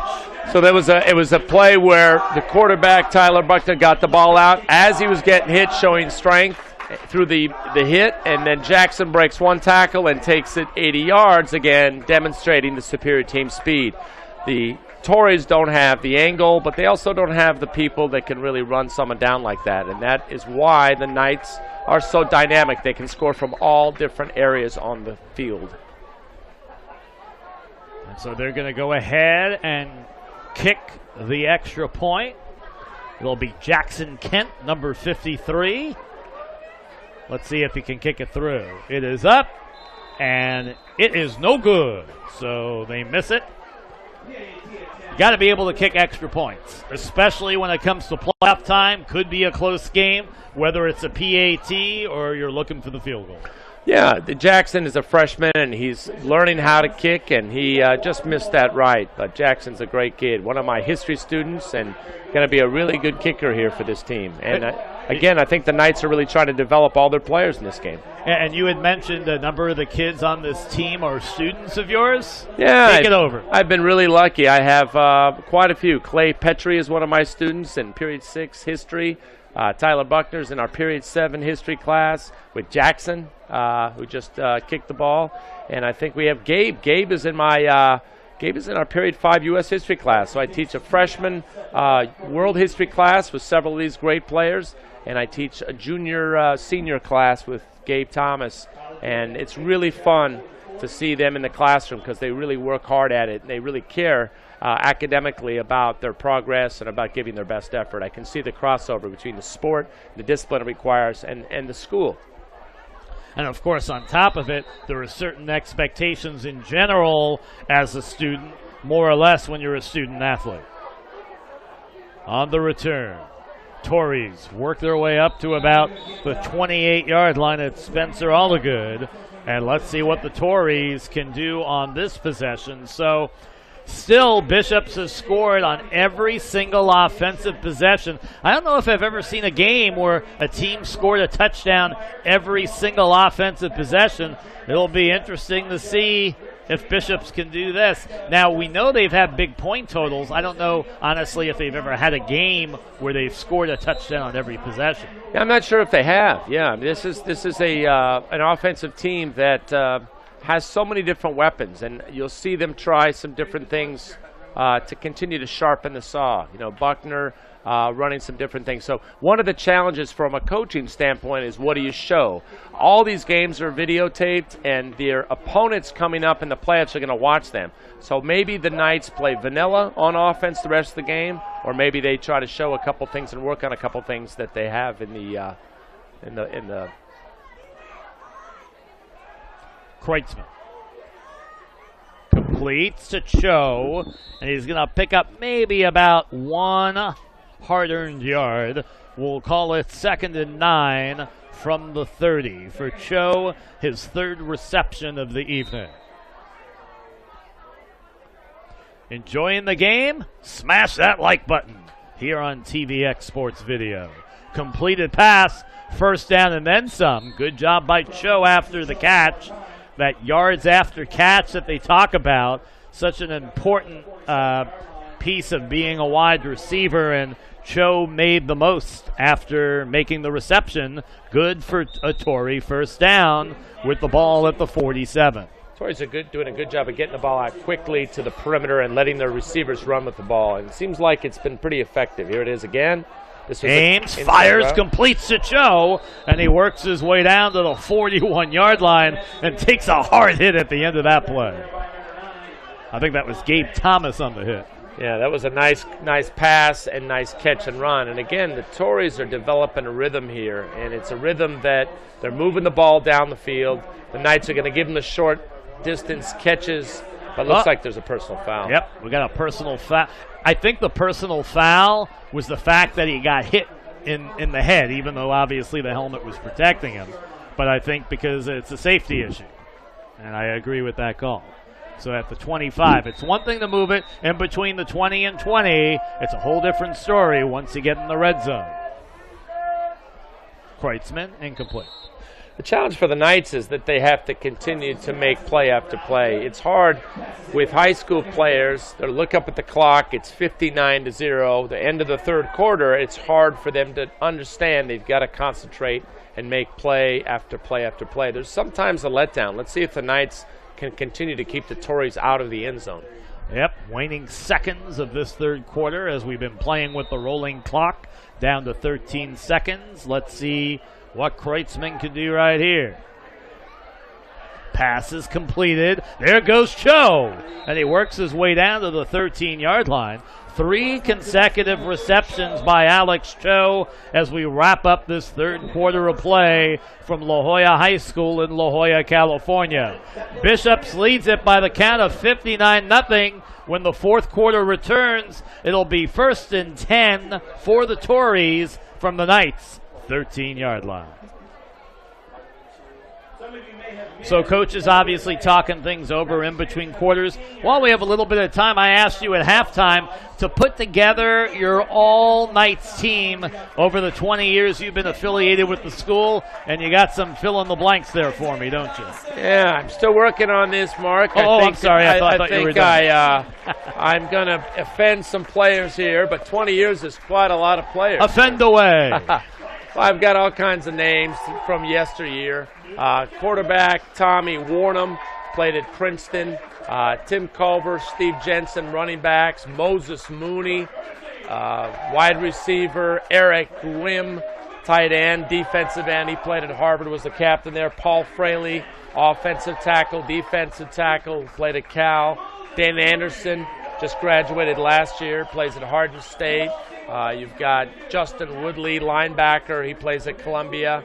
I know I've missed a lot of people. Let me keep thinking about that. But that is, of course, Shane Walton's the best player to ever play at Bishop. Shane is a remarkable story. He is a former soccer star at Bishops who didn't get one scholarship offer, even though he was really an outstanding high school player at Bishops. And when he went to Notre Dame, he went on a soccer scholarship and was really an effective player. I can finish the story in a second. Okay, as we begin the fourth quarter, 1st and 10 with the ball at the 13-yard line. Kreutzmann at a shotgun, looks end zone and complete. It'll be 2nd and 10. Not a bad idea, however. He tried to throw to Cho in double coverage. And if I'm the Knights, I'm going to start double-teaming Cho because he's made their last 4 receptions. Yeah, Cho's really been the guy who can catch and he can run. And Kreutzmann has to get rid of the ball really quickly, and that's the hard thing for him. Yep. Just so you know, the Bishop School will hold their annual admissions open house on the Bishop School campus Saturday, November 11th from 10 a.m. to 1 p.m. You can register to attend at bishops.com. So that's coming up. The run, they give off to Petrie. Nothing doing there. They're going to lose about 3 yards on the play. That's going to bring up 3rd down and 13 from the 16. So still looking. So you were talking about the Shane Walton story. Yeah, Shane Walton's story is an amazing one. So he's on campus at Notre Dame, and the coach at the time, Bob Davies, looks at a tape and says, Shane, what's Shane? Who's Shane? And he realized that Shane was the Shane that was the soccer star and was, I think, Big East Freshman of the Year at Notre Dame in soccer. Sweet. So he brought him in, and he tried him out, and Shane was the 3-year player in football, was an All-American as a senior, and was a 5th-round draft choice. Kreutzmann completes it, and touchdown for the Torreys. Spencer Allagood from 15 yards out, and with 10:16 to go on the 4th quarter, the Torreys get on the scoreboard. That speaks to the Torreys' character. I think that the coaching staff did a good job of talking about just making plays. And if we watch this replay here real quickly, Kreutzmann gets rid of the ball quickly, 2-step drop, fires over the middle. And again, it's hard to continue to make tackle after tackle. The Knights missed a couple tackles there and gave up that touchdown. That's the first time I saw Isaiah Dawson make a mistake tonight. He unable to come up with the tackle. The extra point, however, is blocked. It's no good, but they are on the scoreboard. It's 59-6. That clock continues to roll. But, you know, the little victory, they got themselves on the scoreboard. They were able to avoid the shutout, and they do not fall under the category that 3 other teams did, including Classical Academy last week, who lost by the count of 73-zip. The Torreys have been building a program for the last few years. They've done a really good job of developing players. They've had a great quarterback. And so they're really a proud program. And this is a sign that they're not going to go down quietly. And I think it means good things for them in the playoffs when they don't see players and teams as good as Bishop's. Man, you guys have been around a long time. Founded in 1909 and affiliated with the Episcopal Church. The Bishop School is an independent, coeducational college preparatory day school for students in grades 6 through 12 who live throughout San Diego County.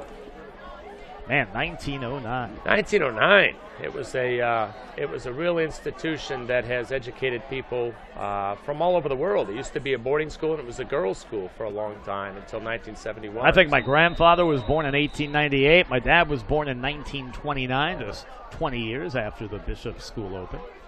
And here we go with the kickoff. They're going to go for the squibber. It's picked up, and it's going to maybe be taken to the house. It will be. Touchdown run, Champion Johnson. Another defensive player scoring a touchdown for Bishops.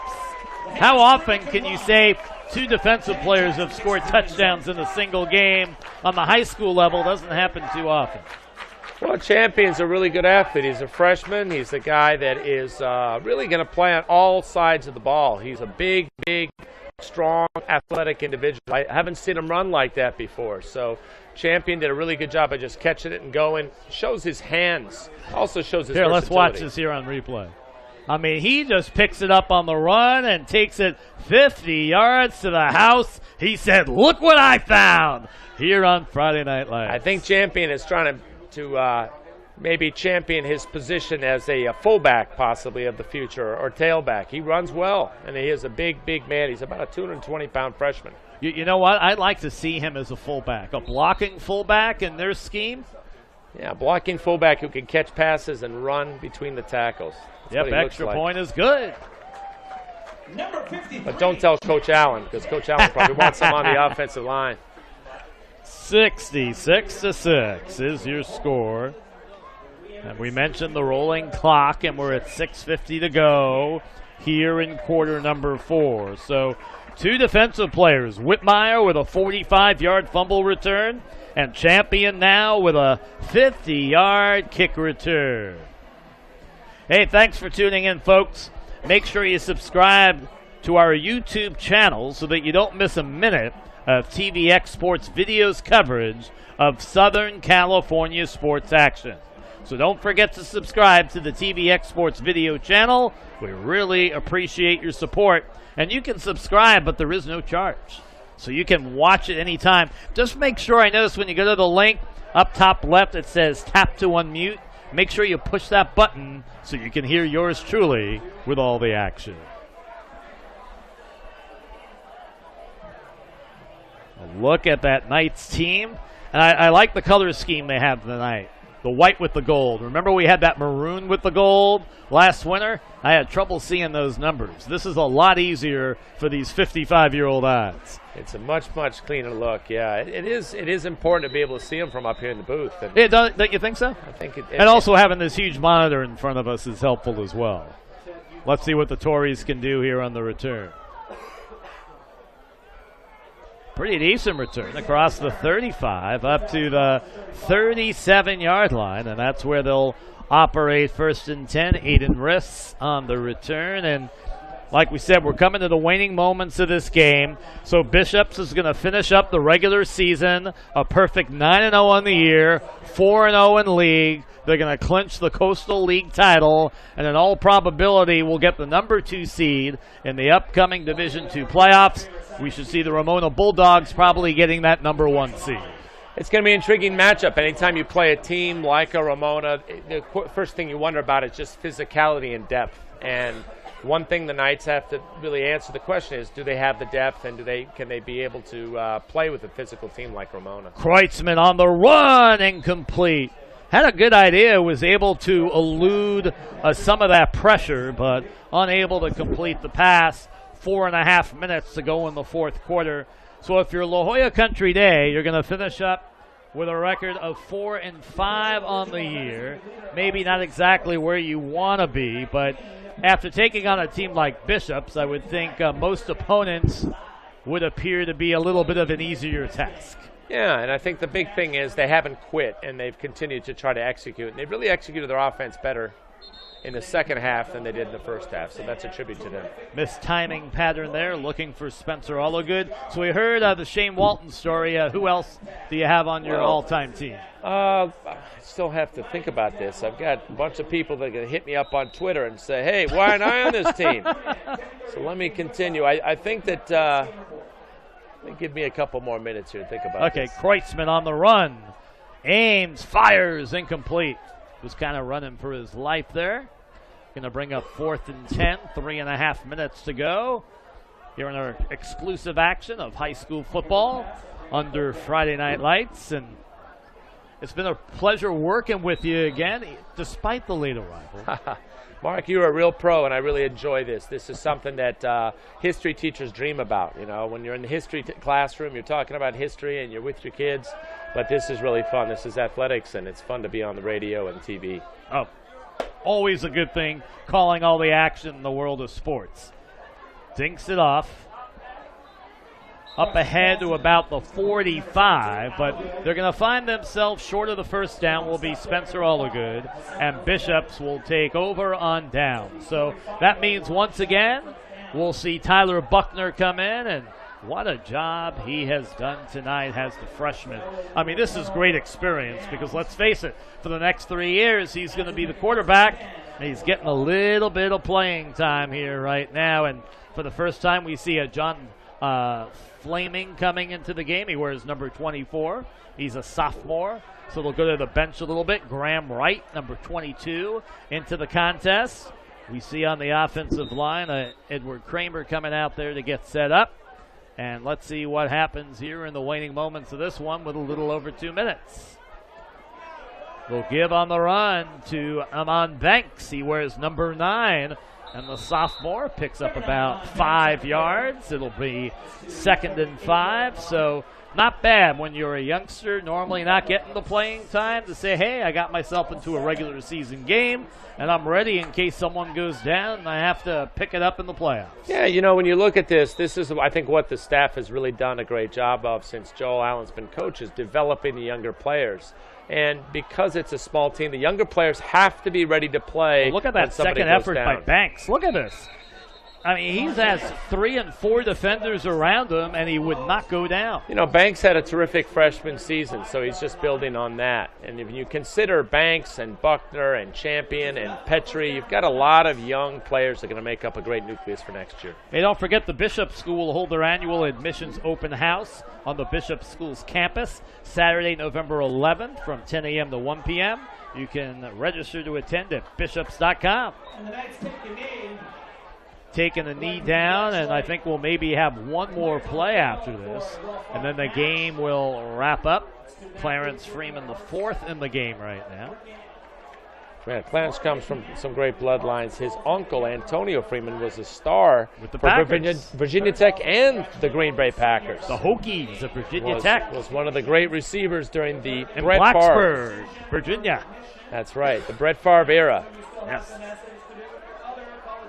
And we're down to the last 30 seconds, and that's going to wrap it up. 66-6 will be your final. And so we can answer the question that it turned out to be on their last offensive possession, they did not score a touchdown. That's right. And so 66-6 will be your final. As we mentioned, with the victory, Bishops, they remain undefeated on the regular season with a record of 9-0, and with the loss, La Jolla Country Day at 4-5, 2-2 in league. So Bishops in first, Santa Fe Christian in second at 3-1. They're playing at Tri-City Christian, the non-league game.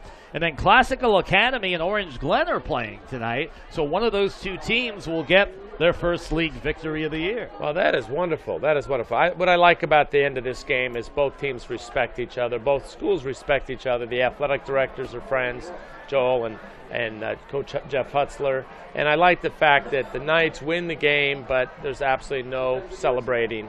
There's respect for the other team, for the school, and for the game itself. And I really like the way that Coach Allen runs his program. Well, we saw Tyler Buckner, the freshman, step in for Jeffrey Jackson, who was under the weather. We saw Mooney perform with 3 touchdown scores. We saw what Gabe Thomas can do. And then we had a couple of defensive players. We had the scoop up, a return for a fumble by Clay Whitmire. And then late in the game, Champion took that kickoff return and went 50 yards, which proved to be the final score in the game. They've got a lot of players, and one thing the coaching staff's done is they've really done a good job of putting them in the right scheme and getting them flying to the ball. And good things happen when you have team speed and you have disciplined defensive players. And I think it's a deep team, and it's a team with a lot of skilled players, and it's a team with more players. I don't know if you noticed that, Mark, but I think they're 29 or 30 players this year. And last year when we saw them play the State Bowl, they had about 17.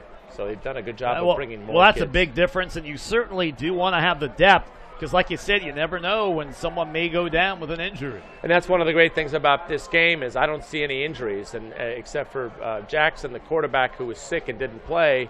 That's something coaches are really interested in doing. Yep. Well, we'd like to thank our entire crew, executive producer and on camera, the one and only Mr. Ted Bendrick. Luis Rivera has been our producer and technical director. Andrew Leadham, our director. Abraham Contreras, making me sound good on audio. And we have Marissa as well as Josh on camera as well. And as usual, my friend. All right, thank you. Good broadcasting with you. It was last December in a game you wanted to forget, and a game tonight that you certainly want to remember because it will go down, to quote you, as a history teacher in the history books. National memory. What do you choose to remember? We talk about that all the time in the history class. We choose to remember this game for sure. Well, your final score, the Bishops 66, La Jolla Country Day 6. That's going to wrap things up from La Jolla High School. Until next time, this is Mark Heller saying so long and good night. You've been watching exclusive action of high school football on TVX Sports Video. Make sure you subscribe and check out all the action. So long, everybody.